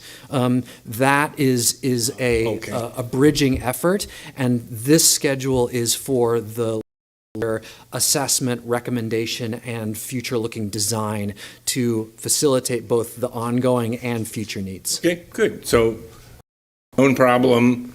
If there's a weakness, you're making sure that you're there watching it. If something needs to happen, you're going to move quickly. But this is the overall plan. This is the plan that will say where they finally and where they will live for their lifetime, whatever that is for a security camera. Yes, exactly. Yeah. Okay. Good. Okay. Good. And this is we're gonna complete the middle school, all the elementary schools according to the schedule. Finish. Could you just tell me what it says? Yeah, so the actual camera installation would be somewhere, it would be July, August through the end of the year. Of this coming of summer. 2023. Right, okay, so by the September of 2020, the next time we start school, all the cameras on all the sites will have gone through the construction cycle, will be in place. Is that a correct? No, so by September, not all of 2023, not all of the cameras will be in place. However, but more so like by December of 2023. Oh, okay. Asking because it's not clear to me. So by December, by the end of the year 2023, a year from now, more or less, all this project is going to be up and operational on every campus. Absolutely. Okay, good. Okay, good. Including the interim piece to make sure that Oculus, however you say it, the failing thing that makes people stay awake at night because they're not sure it's going to be running in the morning. The Ocularis system, yeah. The Ocularis, yes. And then I think it's which we put years ago. I mean, this board approved it, and it was state of the art then because I think there was a vendor in the business. And it's important to note to Trustee Mack, the system is expandable. So locations that do arise later that can be added, given funding. And so my understanding on this whole design, this thing rides on our internet that we're putting in. And so it will acquire its power from a PoE port somewhere physically close to the camera. Yeah, that's correct. And so it's not close to the camera is the outside edge of the ball field. And so for those long runs, you're going to come up with a different design because they're not close to a PoE source. Yeah, without getting super technical, right. Getting data out to the far end of a field gets expensive quickly. There you go. Okay. So you're going to balance that against benefit and have a conversation with the site team. Okay. Thank you. And for the high schools, that's already happened, and that'll be part of the design process for the middle and elementary schools. Thank you. Thank you very much for the clarification, gentlemen. Okay, so we got people want to comment. We're going to recognize our student trustee from Novato, and then we'll recognize Trustee Butler, then Trustee Aguila. I don't know if this is quite a question for you, but I'm curious who specifically, whether it's faculty or an external group, who is given access to seeing those feeds, and how often can they just look at it, and how is that authorized, if at all? There. It's a policy, not a technical question. So it's actually all spelled out, well, not, but mentioned in a policy that the board approved earlier tonight. It's going to be fairly tight. And one of the things will be, one will be allowed to just watch a feed. That's not what this system, it's going back. When we think something has happened, we go back and look for evidence of what. If there was vandalism, we'll look for maybe seeing it done. If there were reports of someone hurting, we would go back and try and find video of that occurrence. Okay, and we isn't just like Probably our IT department, our SROs would have the ability, admin, certain admin, not all admin, and that has yet to be determined, the specific people. Cool. Okay. Thank you. Narrow, very narrowly defined. So I'll just let we have actually, we just adopted the policy tonight on our consent agenda, but it's something that's in stone, so it might be something you might want to take a look at from an operational perspective to make sure that as a feel comfortable with who's watching. Definitely, yeah. As I thought I had to ask. Okay. Thank you. All right, so we're going to go Trustee Butler, Trustee Aguila. Will Guidepost and our vendor who's installing the cameras, will you guys work together through the installation, or do you kind of step away from that and to say, here, this is what we've put together, or? Yeah, thank you. So our role is to be basically the owner's representative to the dealer. Okay. Our philosophy is to work collaboratively because to install an efficient system that meets your needs, and also to hold that vendor to the standards that are laid out in the design, so that they're not cutting corners. Perfect. As part of the installation process. Okay, that's good to know. Thank you. Trustee Aguila. And then just so the whole board knows, I have one public comment I have two public comments that we'll take after Trustee Aguila. Yes. In your presentation, you mentioned the word not confidential, but I think you said discreet. So during the process, we're supposed to be discreet. And so I just wanted to know what you mean by that. Like, are you saying that we're not going to let, eventually people will know we have cameras. And I'm assuming, or I suspect that the cameras will be obvious for the community to see, or are they going to be like on purpose, not visible to the eye? So I don't know what you meant by, if you could just kind of explain what you meant by discreet. Did you mean the process, or? Yes. Yeah, I'm happy to explain more. In terms of the cameras are visible.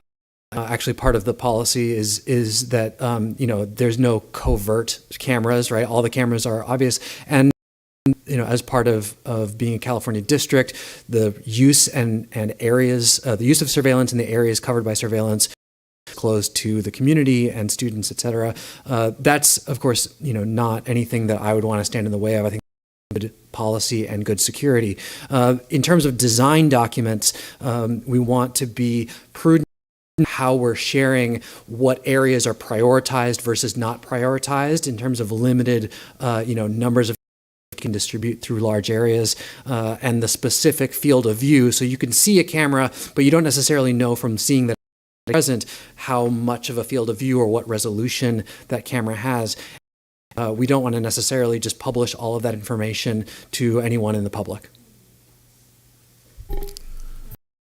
Okay, so I'm assuming that if there's something that you want come back approval, it's going to be, it won't be discreet. It'll be to the public. And so if there's something in particular, will you just be addressing the superintendent? No, all the documents that are going to be put together and made public are absolutely going to be public record, including any design documents. But those design documents describe, what the contractor is expected to do, so what the camera selection is and where those cameras are, the standard of installation, the method they're going to connect it to the network, the configuration, all of those details. But they won't be describing the thought process around where coverage has been prioritized. Yeah, okay, so that makes it clear. So thank you. I wanted to be clear on, where we're not, are we? Yes, are we thank you very much. On being neat or confidential or transparent or whatever, so thank you.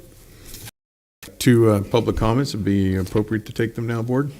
Okay, so our first speaker is Al Harris, and then we'll have Luciana Castellucci after that.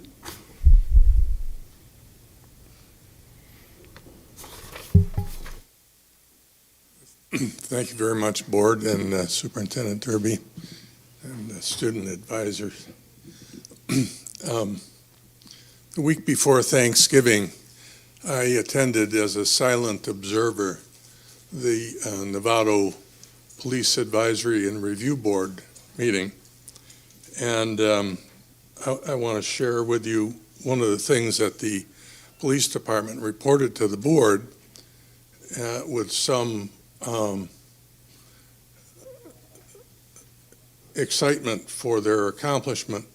And it was a report that has been issued by the department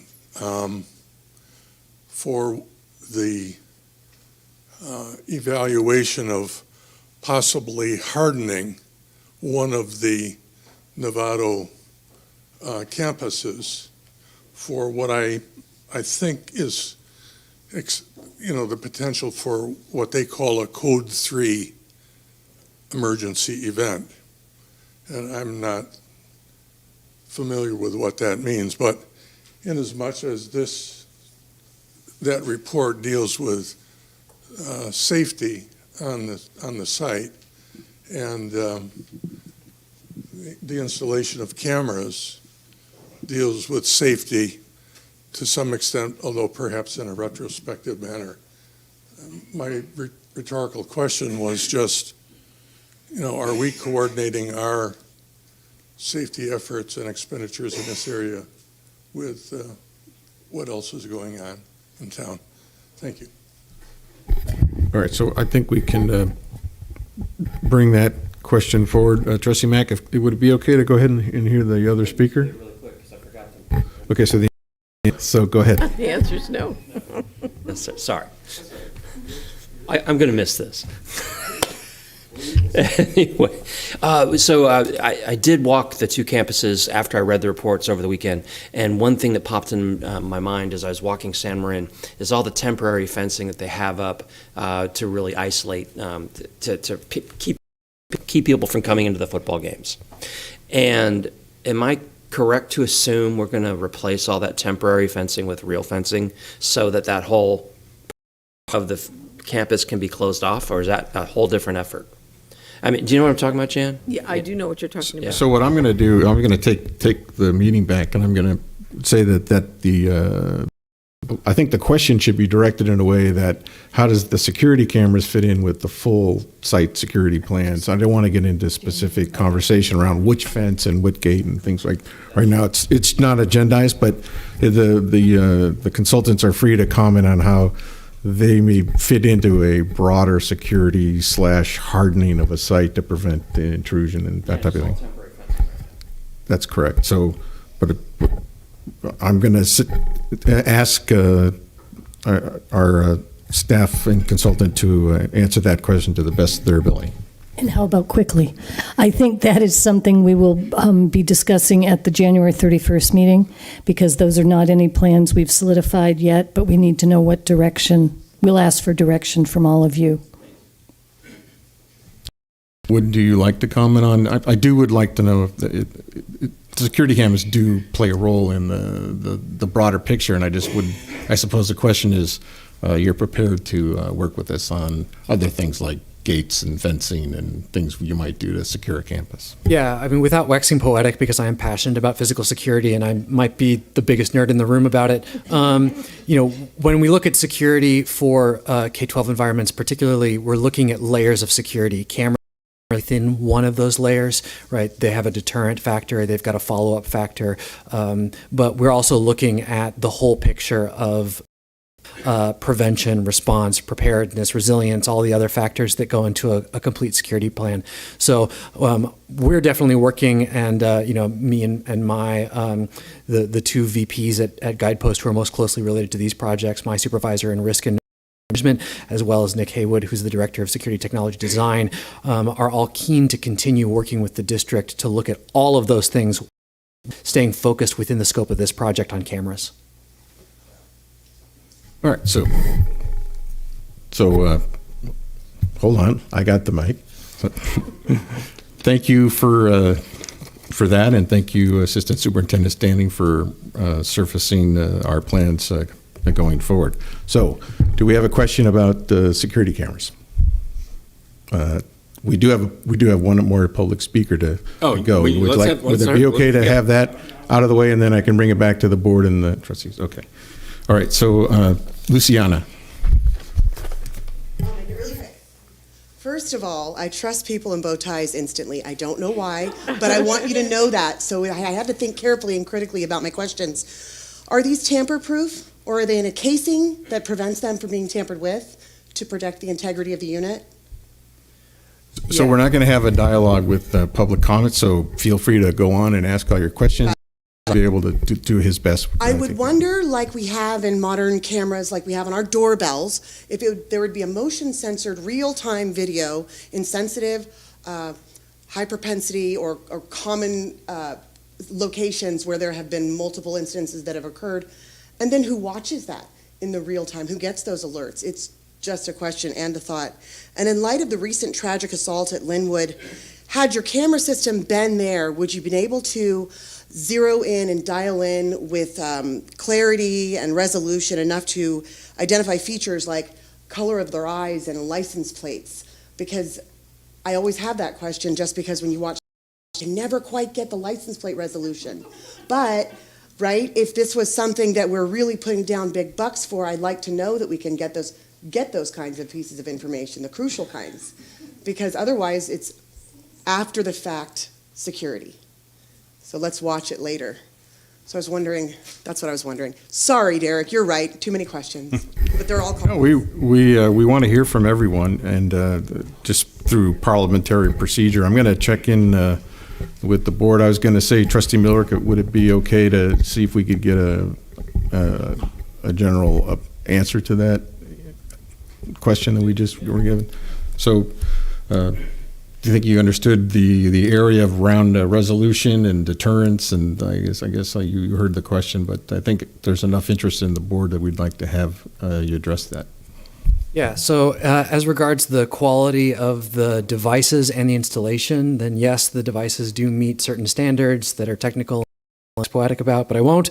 Needless to say, Verkada's website has got lots of resources about the standards that they meet in terms of vandal and environmental resistance, as well as the specificity of the bid package, which will show that it has to be installed in a way so both the device and the installation will be robust for the educational environment. And in terms, I won't speculate about past incidents. What I will say is that when it comes to coverage priority, that's one of the reasons why we do focus on what vehicles are accessing the site, and have paid special attention to putting the right equipment in the right locations so that we can get the necessary identifying information for who's accessing the site in the event that there is an incident that needs to be investigated. All right, thank you. So, Trustee Miller, your hand was up, and then your comments about the more comprehensive security profiling that your firm does beyond security cameras intrigued me, and I don't know how much of that expertise you're sharing with us as we're going forward, but buying a bunch of hardware without actually thinking through that level of strategy is. I assume that's what we're hiring you to do, is give us the strategy so the nuts and bolts actually implement a plan. Are documents as well, or just your expertise? How is that knowledge base getting delivered to us? Yeah, so as Trustee Matt can tell you from the reports that we generated on the high schools, those are comprehensive reports looking at the whole picture of security. And that's how we delivered for the two sites, the high school sites. That's the same process that we're going to be engaging for the elementary, middle schools, as well as the GMO building, to encapsulate behind why there is benefit behind any number of recommendations, one of which is camera coverage. Right. Does that answer the question? It does. I read the reports covered a year or so ago when we first got them. So it's been a while now. So. And we have policy that we've adopted this evening and strategy. So I just want to make sure, as the world is changing, reading a report a year ago, everything is changing so fast and the capabilities of technology is moving. I want to make sure that we are buying the current level of what's appropriate, because we'll be here again 20 years from now or 10 years from now. The old tired system that we're stuck with, and talking about upgrading it in the future. So I want to get the life out of this thing. So that's my thinking. Thank you. All right, thank you. Okay, so just going to speculate that our student trustees are probably only going to be with us for maybe 10 more minutes. But you guys, you're always welcome to stay as long as you want, but at the same time, we don't want to keep you if you've got other anti-stress week things to do. But I do want to check in with you guys, if any questions or comments, because I'm going to bring this back to the board to take action, but I want to check in with you. Yeah, I had 3 mini questions. And if anything's just needs a little bit more clarification, just let me know. So first, I do spend some time, though I am pretty much completely enrolled at San Marin, I do spend a good amount of time throughout the year at Novato as well. I think just one question that came up in my head was the camera quantity initially, because compared to Novato's campus, San Marin just seems much more open for a student, anybody who walks on, and that covers to the fields and the restrooms and the Performing Arts Center. Everything is very visible. As compared to Novato High, there's a lot more corners and roofing and tiles. And so I guess the first question that came up was how exactly did we get so close in camera quantity? Was that just standard issue, to have a close camera quantity, that the 2 schools needed to have a close amount of cameras? Is that necessarily required to meet a certain budget standard? That was the first question. If you want to. Yeah, so actually both campuses were driven primarily by the coverage priorities. As you rightly point out, there's different challenges at each campus, right? That the lines, the ability of one camera to see a lot of area at Novato is limited because of the covered walkways, the number of buildings and corners and whatnot, as compared to courtyard layout with more access to the perimeter around San Marin. And so no, the numbers happen to coincide because coverage dictated those kinds of numbers. It wasn't like a designing to budget issue. Okay, great, thank you. And then secondly, what exactly is defined as a point of concern? Because I feel going forward with further construction and maybe further incidents, I feel this having a strict definition defined is something that's very important, especially if you relate past incidents or future hypotheticals that could happen, that parents may want another camera in a certain spot, or maybe people don't believe that something location is a point of concern, but it needs to be. So what exactly is defined as a point of concern? Yeah, that's an excellent question, and I would encourage you to go into security consulting. Basically, we don't want to ignore incident history or the institutional knowledge that principals and community stakeholders have of knowing there's some areas where coverage either deters or that we can, investigate incidents after the fact. We don't want to ignore that. That would be a point of concern. But likewise, just because something hasn't happened doesn't mean that it's to ignore. And so part of the security assessment process is really identifying what are the areas that maybe people aren't thinking about because nothing has happened, potential, and without, again, waxing poetic about nerdy spreadsheet stuff, we're pulling out areas that are have vulnerability and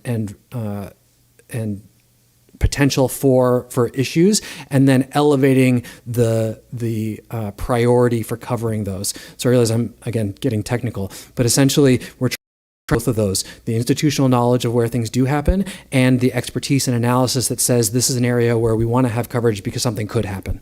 Okay, thank you. And then sorry, this is a lot. But so with parking lots, especially as a current senior, and more students getting on the road, a lot more issues around just incidents revolving car crashes or people getting off without exactly giving information. My question was, is just anybody able to ask for this footage? Does anybody have the ability to necessarily with reasonable suspicion cause, like let's say an accident happened or something, and they needed was license plate, like she explained. Is that something that is able to be asked by anyone? Is there like a certain like single person that necessarily has the yes or no answer, or is that goes to the company, or? The only people outside of the school district who can access this would be the police department. They can ask us things. And then I suppose in other unique circumstances, it would be a superintendent decision if we were going to provide something. But I really can't think of a case. Like if an insurance company came and asked, no, we would not provide that. Okay. It would have to be from the police. Okay. Thank you.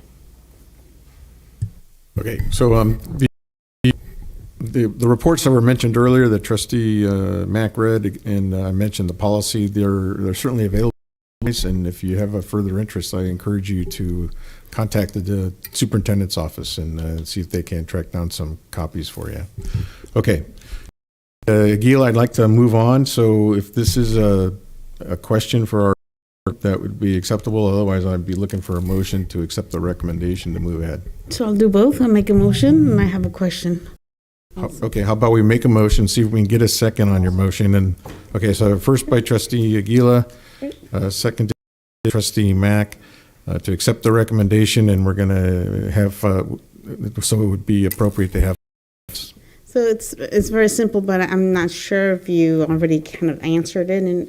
But what's the correlation between lighting and the at San Marin, for example, being that, or even in Novato High outside, but especially I was thinking because of the lighting. If for some reason the light goes off outside, will the camera still be able to capture things outside? And maybe I'm asking the wrong way. Maybe I'm asking, do we have night lighting or whatever? But if something goes wrong with the school lighting, whether it be in Novato High or San Marin, will the cameras be able to capture whatever's out? Yes, all of the cameras that are mounted exterior have infrared. Yeah. Okay, all those in favor? I have Trustee Gasson, are you in on this? Okay, 7 in favor and 3 affirmative from our student trustees. So we will accept the recommendation and get to work, you guys. Thank you. Okay, thank you. All right, let me see if I can figure this out. We have to go back to C. So C is approval of resolution number 10 for the 2023 school year, calling for the election for the approval of an education parcel tax. And I'll let Superintendent Derby start off and introduce anyone Okay. who needs to be. Glad that William made it in the traffic, so he's going to come up, and so is Charlie. Before we do, I mean, and you can come up anytime, but I have a few comments I wanted to make. So, as we all know, our parcel tax expires in June of 2023.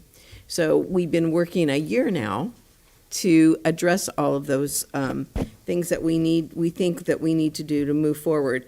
So the Blue Ribbon Committee met starting January of last year and this year and went through May, and that was represented with NFT, CSEA, the community, parents, students. It was so it was really terrific, and we met all the way and then did a presentation to you about some creative ideas. And at that time, we were still really in the creative mode, and it felt pretty good. Since then, our economy has changed, our inflation rates have changed, and lots of things. We talked to the Blue Ribbon, the original Blue Ribbon Committee, to see if there was anybody that would like to proceed and work with us in a smaller group. So the smaller group met from August to December. We just finished up the end of November to say, what do we think? And we all had assignments that we did. People talked to PTAs, people talked to community members, people talked to organizations, to city council, various people to say, What do you think? Are we in a position in the city of Novato now to increase, to add an inflator, to do any of those things? And it was a much different picture than we had a year ago, and it remains so. Watching the news, you know that we're expecting a fiscal cliff, which you'll hear about probably next week when we hear about the first interim. But there were some brave souls, some wonderful brave souls that decided to continue, and Jerry was one of them. He worked with us the entire summer and fall, and that was. But the people that I'm going to name now are people that are working on a leadership team with structure. It's not just two people running a campaign like I've experienced in the past. We have a leadership team now. So when I say your name, if you're here, I want you to Jeff Schenkel is a parent and remains standing for your colleagues until we're done. He's a parent at Rancho and was in the very beginning in Blue Ribbon. Leslie, we know so well, I don't have to tell you about her, but she's been in how many parcel texts now? Too many to count, right? Fran Rosoff, beloved teacher from Marin County Teacher of the Year, and amazing volunteer in our schools, and she's also up the personnel files, if you can imagine that with the team. It's pretty amazing. They're finding some fun. And Fran's been with us from the whole time, and she had 4 kids in the system here and still lives in the community, and grandchildren as well. Luciana Castellucci and Data Villa. Oh, she had to leave. You know Luciana. She's a parent. She's a parent at San Jose. She's PTA president, and she works Novato High. Tanisa, you saw earlier, North Marin Council PTA president, and so she's on this final team. Jolly's not here because he's at a water board meeting. He was going to try to come. Jennifer Goldfinger is in every campaign there is in the city of Novato. Fabulous year. I have to just put a plug in for her. That her Rotary did the best fundraiser ever. That I think we should do something like that. It is really great. Then we have Tom is not here tonight. Tom is in our group. Say his last name. Engzov. To work on the website and publicity, all of that. And then Juliette Jones, you know her because she was a teacher at San Ramon, parent, kids went through this, and she's now the assistant principal at Hamilton. Yeah, so that's the team that's working. And then our consultants are Charles and Robin, fabulous, and William is by our side at every turn. So from here, we know that it may be a disappointment to some. I had some emails that we have no inflator and we're not increasing the amount, but to secure $4 million on March 7th is really important because if we can't do that by March 15th, we have to do layoff notices. And I want to avoid that because we know what it felt like for everyone. That is not anything anyone wants to do. So to hear the rationale, I want you to hear the direction that we're moving in on information that we've gathered by the original polling and all the things that are so important to try to get this parcel tax passed, including exemptions for our seniors. So, Charles, are you starting? Sure, okay, yeah. Great, thank you. I'll start it off and I'll upon the excellent summary of the work we've done over the last few months, so thank you for that. In addition to the work that the Blue Ribbon Committee did and the outreach we've done in the community, the district also commissioned Godby Research to do a reliable poll of the voters in your community. It was conducted last March, and that poll looked at a number of different things, including just purely extending the parcel tax, but also potentially building in a cost of living adjustment, different potential durations, so you can make to the measure. And what we saw was that support for the measure to the passage threshold. Parcel taxes require a 2/3 vote, so it's a very high hurdle. We saw support 68 and 70%, so there is a path to be successful. However, the addition of either an increase, cost of living adjustment, duration longer than the current 8-year duration really put the measure at risk. So that in combination with some the challenges that are out there with inflation and gas prices and the potential of an upcoming. Given that the district is now really up against the expiration, right, in June of 2023, authority to continue collecting the tax next year. So the prudent course seemed to be, let's get the existing measure renewed.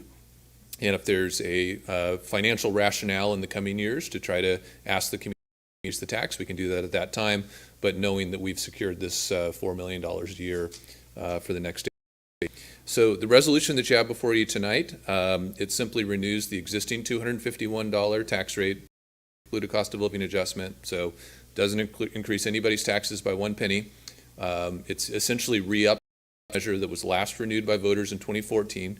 8 years. It continues all the existing exemptions, so the senior exemption will remain into effect. It will carry forward for people that already qualify for that exemption, and it also includes the citizens' oversight and annual audits that provide fiscal accountability protections. So if you approve the resolution tonight, for a March 7th special election, this is likely to be the only thing on the ballot. We've had special elections in 2014, 2009, and 2005 here, so it's not an unusual approach for renewing your parcel tax.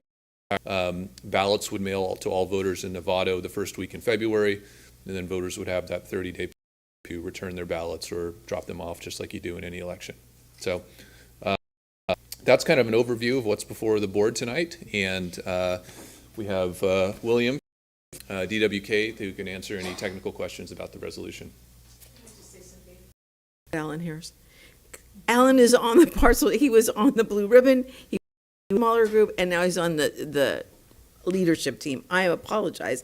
I was looking for where the people were, and there you are over there. He was on it. Yeah, I'm sorry. Okay. Well, I'm sorry. No problem. William Tunick with DWK. Happy to be back with you all tonight. So as Charles mentioned, this is kind of, all the great work that's been done so far. Then taking this next step is kind of the mechanics of getting it on the ballot before you tonight.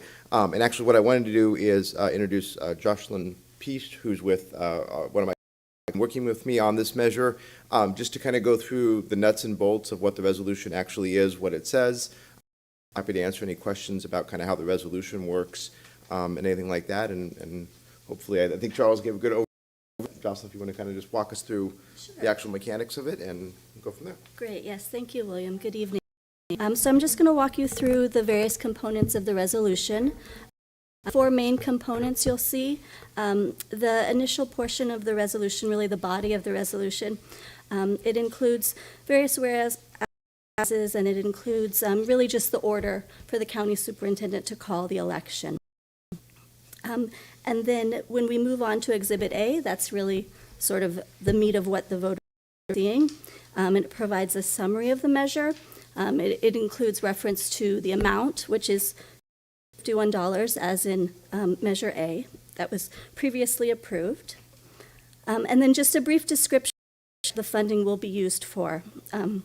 Continuing on all of these programs for and writing and various support staff as well. If you move on to Exhibit B, you'll see the actual ballot measure, and it includes the various findings that the parcel tax has been since 1992, and unless it's renewed by voters, it will expire in 2023. And as we've discussed already, there would have to be $4 million in budget cuts each year if it's not approved. You'll see also in Exhibit B, there's a discussion of the various collection measures for 8 years with no annual adjustment. And then also, as we've discussed, exemptions. So it's the same as what's currently in place. There's various exemptions for seniors, for people with disabilities, for people receiving supplemental security income. And also we'll be keeping in place various accountability measures, such as the Citizens Oversight Committee. And in terms of the exemptions, the current exemptions will stay in place and people won't have to apply for them again. So it's sort of an important feature in the resolution.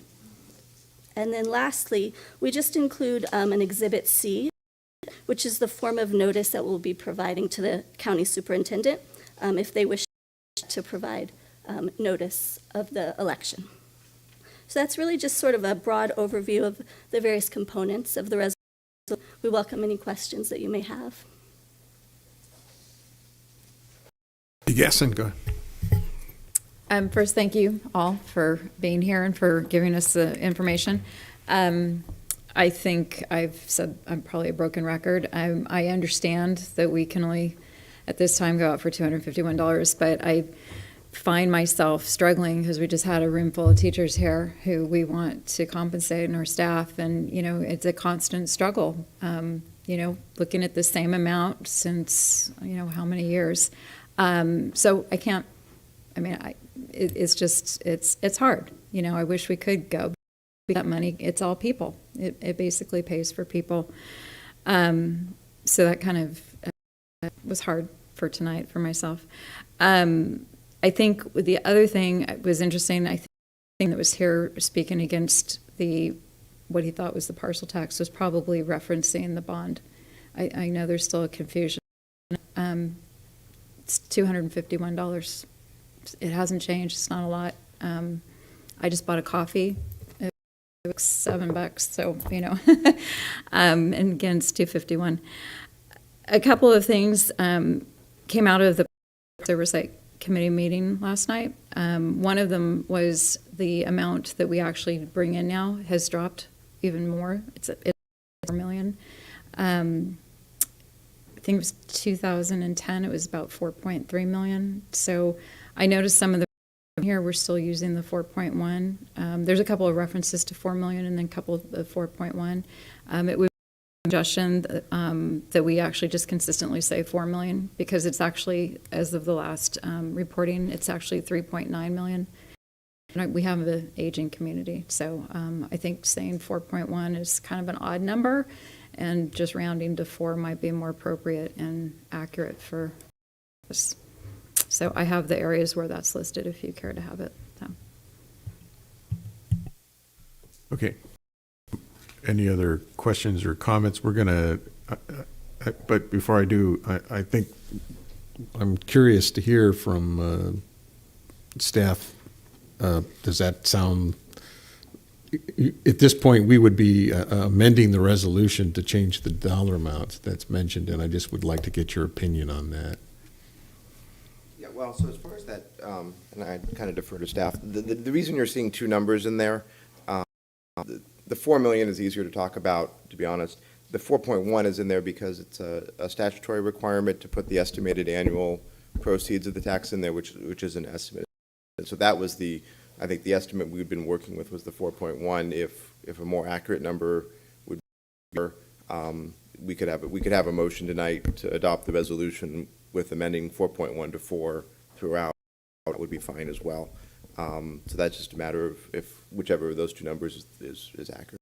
And maybe staff can speak to that. I don't know. So does the rest of the board nod their heads on some direction in that area? We're obviously going to come back after some discussion. Maybe the amendment is more along the lines that a current estimate will be identified, and if it needs to be changed, it will be changed, versus us just picking that number. Might be a way to give direction on that. Does that sound reasonable, Trustee Gasson?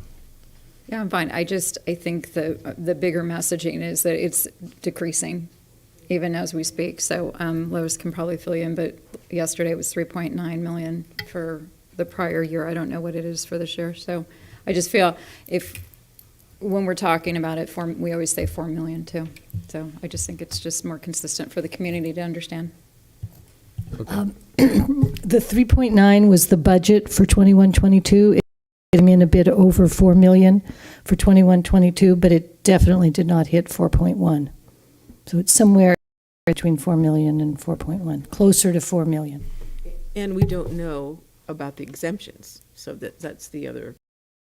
We don't know about if there'll be new ones. Our past experience, which is we don't have all that much, but the March 2020 election exemptions went way up. Guess is with this campaign we will see more. Yeah, I agree with you. So the question then may be along the lines of the estimate, you mentioned it, our attorney mentioned it was an estimated number, so I agree with Trustee Gasson. I don't think we want the document to overstate the estimate. If anything, we want to be as close as possible, so maybe just call it, based on the CFO's information, we should just go with the 4 million number, but we'll get there. So, any other questions or comments on the resolution? And then that's up over here too. They'll come back after Trustee Milrick. The important part of this conversation is that this community since 1992 has supported a parcel tax. And it's because they believe that this leadership team and this institution does a good job of serving the community. The Blue Ribbon Committee has been carrying that load for a while in terms of carrying that message forward. The important thing is our entire education community has to step up and carry that message forward. That's what has to happen. It's going to be very conservative and just adopt what the community has agreed to before. Given the financial challenges some people face, that's the thing for us to do tonight. The important measure is what do we do for the next 4 months, the entire educational community, in terms of carrying the message forward. And I mean teachers, board members, I mean current students, past students, grandparents. I mean, you know, this has to be a message about the unity of the educational system in Novato.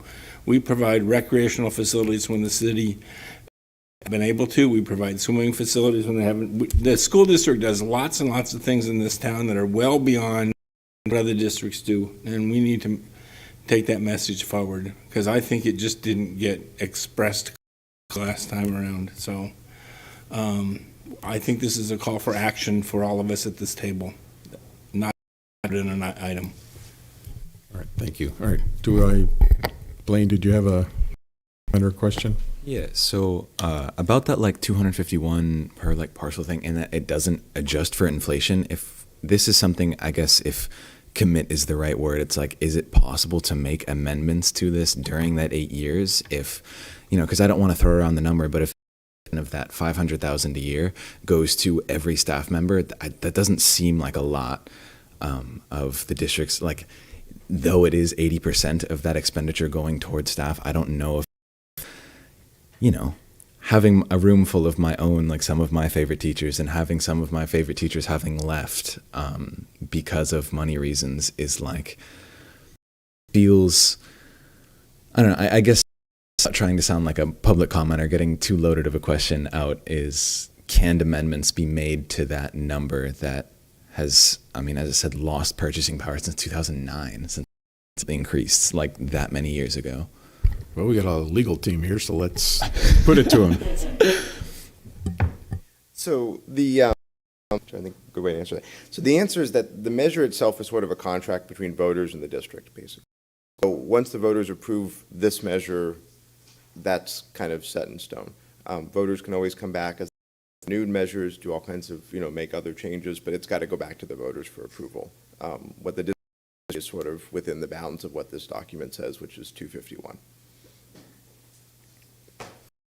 So if the people were to rise up at a later point, they could organize and ask this board to put out another tax that would replace this one, I guess, as I'm trying to explain to you. But if we go ahead with what we have tonight, essentially we're going to be making a commitment to the voters. But it's not, and the only way to change it would be to talk the voters into changing it. So that would be, what the community is probably going to want to come to realize at some point here in the future. But for now, what we do tonight will be essentially a commitment for the next 8 years until another effort comes forward to change. Does that kind of answer your question? Yeah, I think there was kind of a lot going behind it. It's like, I don't know what answer I was expecting, so I mean, I appreciate that. So thank you. Okay. It goes for 8 years and then goes to 0. If you want beyond 8 years, you got to ask again. mean, it is possible to replace the one that Yeah. it is possible to, but I would love to have that happen, actually, you know, so we'll be looking forward to being part of that and once we get going. Okay, so board, where are we? We have a motion on the table already? Or We have none. I just want to check in with everybody. We've got our legal staff here. We got our consultant here. I got superintendent, you know, so this is the time to get clarity if you want it. So Trustee Butler. Are we changing the dollar amount to 4 million to be consistent across the board? Is that what the decision was? Yeah, I Approving the think I was resolution. gonna, when I go to ask, I was gonna make that Amendment that of amendment some- okay. language, so. And did the purpose of the 4 million, how we spend the money? I know there was a little bit of discussion on wording, but pretty much we're funding the same thing. Maybe we could talk about that a little bit, just to make sure, so the public kind of knows we're sticking to what. Yeah, we're sticking to, generally speaking, we're sticking exactly to that. The attract and retain language got changed to, it's right now for about 11 teachers. We'd like to, define that so that it's. Oh, I'm not even on. We'd like to define that amount so that we say that's exactly what it's going for. Right now, we don't really say that. Okay. So there was some discussion around all of Yeah. that with the group and, Yeah. Mhm. great, thank you. Trustee Gasson. So that was something we actually talked a little bit about last night. When I first was on the Parcel Tax Oversight Committee, we had structured the fund. We knew how much money we were anticipating on getting, and then we would set up that it was going to fund these positions, and then the money wouldn't get used right away. The money would come in because the expectation is the salaries automatically increase, and so you're going to need to have some money at the end of the term to fund that extra the salary increase. And what we've ended up with, and this feeds into everything, is, and you actually said it, is our power to pay the same thing diminishes, because not only are the salaries for those people in those positions, but we also have a decrease in our revenue because of our senior population. So that's where we ended up the shortfall, and I think that's where it got a little confusing, because we could no longer do that same model as, and I don't even know who he was. It was fabulous as a community member to see a report that said, this is how we're funding, the library clerks, the coaches and everything for this term, as their salaries go up, that extra money to offset that. But that's been a while. So. Okay, Trustee Butler. Sorry. Just as, once we approve this, I'm assuming we will as a board, there's some do's and don'ts for staff and for trustees, really not, for trustees are pretty flexible, but I know we have that list, that document, if somebody could provide that as soon, in the next week. I think it's important for all of us to know that we can't do certain things. Okay? Okay, so I'm going to ask for a motion, and the motion is going to potentially amend the 4.1 to 4. I just want to check back with council to make sure that giving you the authority to verify that perhaps, but that is our intent right now, unless there is advice otherwise. No, and to be honest, I think we've got the verification that we needed tonight, so I prefer that it actually be a pretty clear direction to adopt the resolution with amendment of every reference to 4.1 to be amended to 4 million, and then we can move forward from there. Entertain that motion now from Trustee Gasson, and seconded by Trustee Butler. So all those in favor of adopting the Discussion. roll call, thank you. Where would I be without my support, my clerk support? You're going to miss me, I'll tell you. Yes, we are. Okay, so I got to do a roll call vote, first and seconded. So I'll again start this time way at the beginning of the table, because I want to include the student trustees in their advisory roll call. So we're going to vote in order. Aye. Thank you. Blink. Yes. Aye. Thank you. Trustee Miller. Trustee Miller, aye. Trustee Aguila. Yeah. And the way I look at it is that it's also important to share that this is a tax that's represented. This is a lot of people are afraid of it because Trustee Gila, we're taking a vote right now. So I'm sorry I didn't call on you earlier, but I have to complete the process. But we'll recognize you when we're done. sure. Okay. Trustee Jacobson. Aye. Trustee Gasson. Aye. Trustee Mack. Trustee Butler. Aye. Trustee Nell is an aye. The amended resolution will pass. Trustee Aguila, you wanted to say something?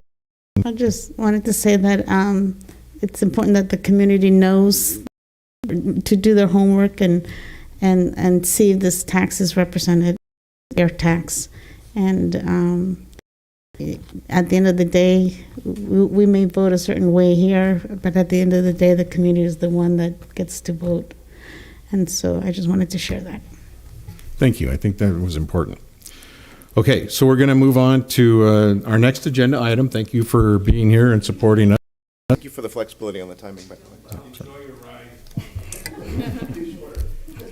Our next item is back up to D, and this is approval of a compensation study proposal from School Services of California for our classified non-management classification, and our Director of Human Resources, Franny Whitcomb, will present.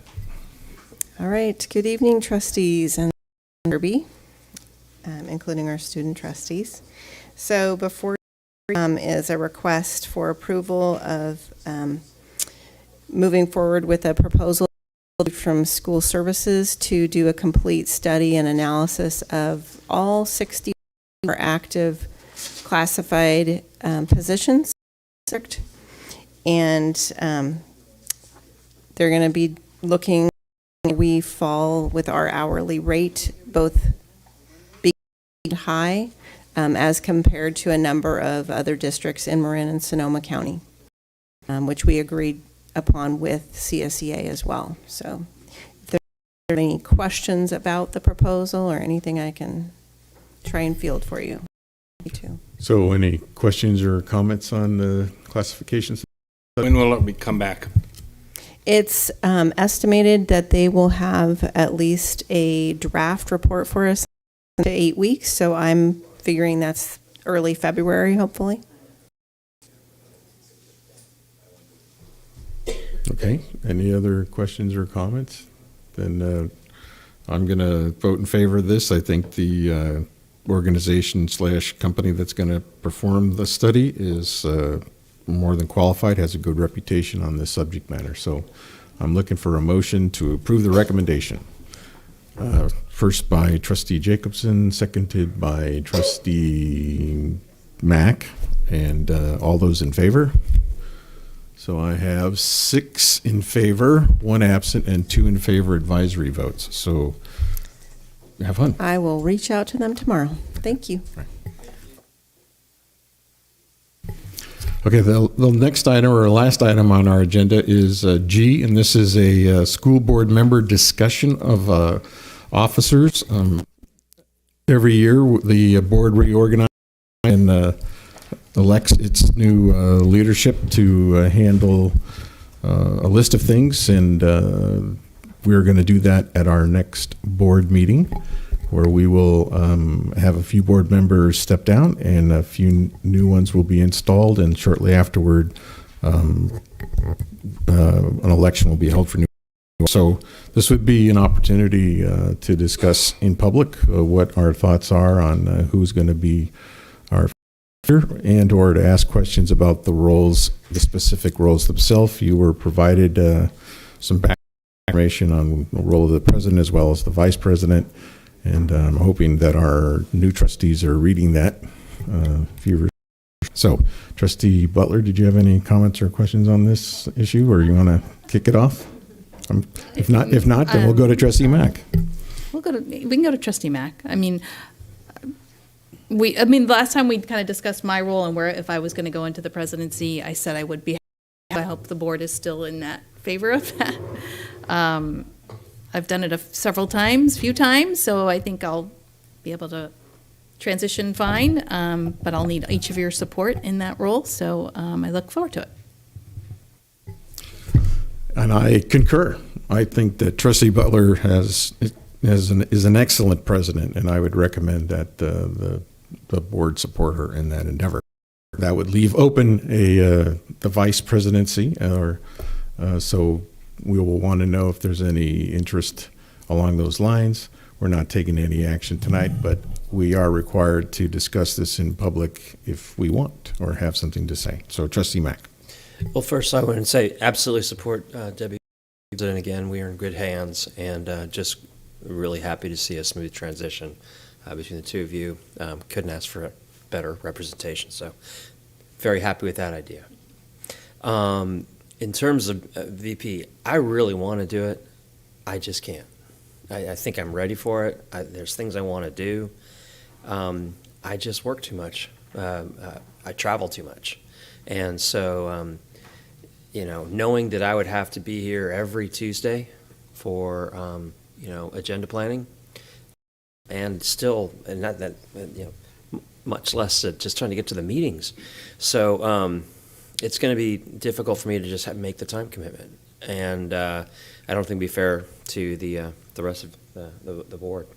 But that said, I mean, I don't want you to think that I don't want to do it. I really do. Because having been here as long as I have, I definitely have opinions and of and how to run a meeting too. And I'm not saying it's not being run right at all. It's just that I have my own way of doing it, and I travel too much. So I think I have to step aside once again and just be that board member that talks a lot. So, yeah. Okay, so any other comments from trustees on the issue? You'll be taking action at the next meeting, so I don't see any comments. Trustee Milrick, go ahead. The comments I made we'll have two new trustees, and if we can get them involved in the CSBA conferences and the Marin County School Board Association to help them understand this world, not just from sitting in this room, but from the bigger institutional role and state government, whatever positions we can help them assume in that capacity, I think would be useful. Okay, Trustee Aguila. I won't get a chance to say anything in the next board meeting, but I just wanted to, besides the fact that it's been an honor to serve. Currently, I'm with the Golden Bill Committee, and so I have the opportunity to continue to volunteer in that committee, just as a volunteer. And I just wanted to remind people that they do need two people from Novato to represent, since Novato is the largest district. So I could be a volunteer, but we still need two more people if possible. Maybe like a person that will be the actual representative, and then alternate. That would work too. So that will also be a valuable part of the next board as we do our assignments for committees. We'll have openings up with Maria and I leaving, and then hopefully the new board will work that out after the election of its officers. So thanks for bringing that forward, Trustee Aguila. Trustee Jacobson. I just thought I should share that one of our trustee-elects did come to the BA conference last week. The other was not able to, but it was a great way to ramp up one of our new trustees. And there's a lot happening with Dr. Derby and our existing leadership, making sure that they're really super informed and up to speed, which was great. Can I just say something? Thank you. And then Trustee Miller, I'm going to let Superintendent got a comment, and then I want to check in with our student board members. Superintendent Derby. Yeah. So Ellen I think Lois has already put some money in the budget for the new trustees to be able to go to Masters in Governance. So I think that's going to be a real help to them as well. So, and they're interested, and so I think it'll be a real asset. Okay. Student trustees, any questions or comments on how the public process and how this board's going to go about electing its next term? You said the two new trustees are like you said, you saw. Did you say, is that how you said that? Elect. So they're already elected or no? Yeah, the community. So, okay, elected, already from. yeah. They'll be sworn in at the next meeting. Yeah, Mary Jane Burke's going to come and do the swearing in, so it'll be pretty exciting. And they will actually they will participate in the vote to elect the next president and vice president of this board. And are you leaving by choice? Have to. I am leaving by choice because I have a family that has insisting on it. After 16 years, they think I've 2 jobs has been I've been doing 2 jobs long enough. So. Well, But he's joining the Parcel Tax Committee. And the superintendent is volunteering me ferociously.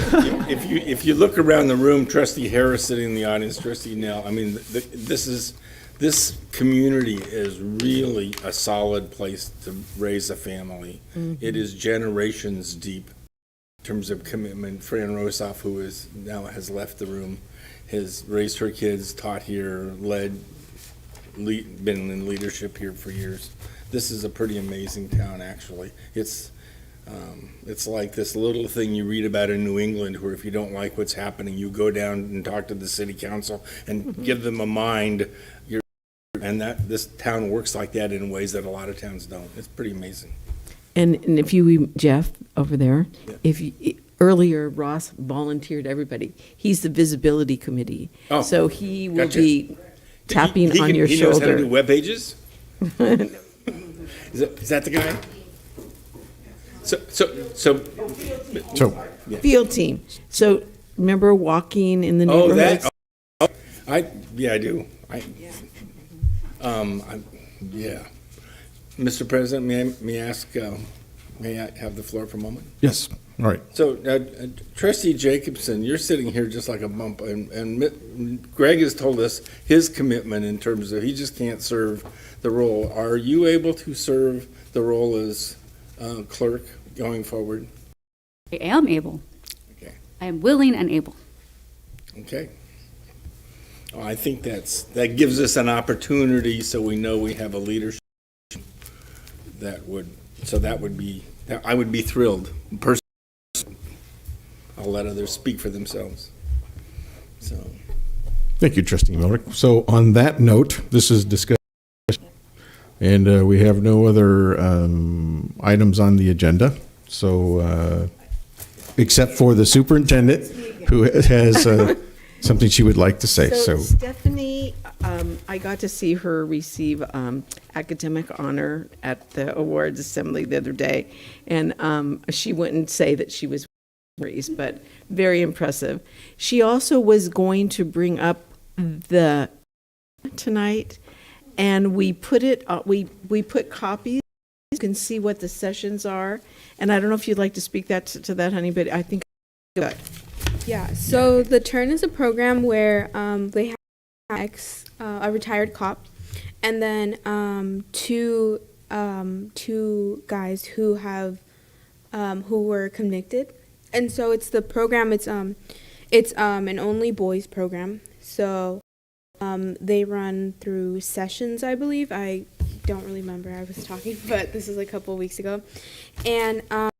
They talk about their lives and decision making and what got them to their careers and then to their current point when they started the training.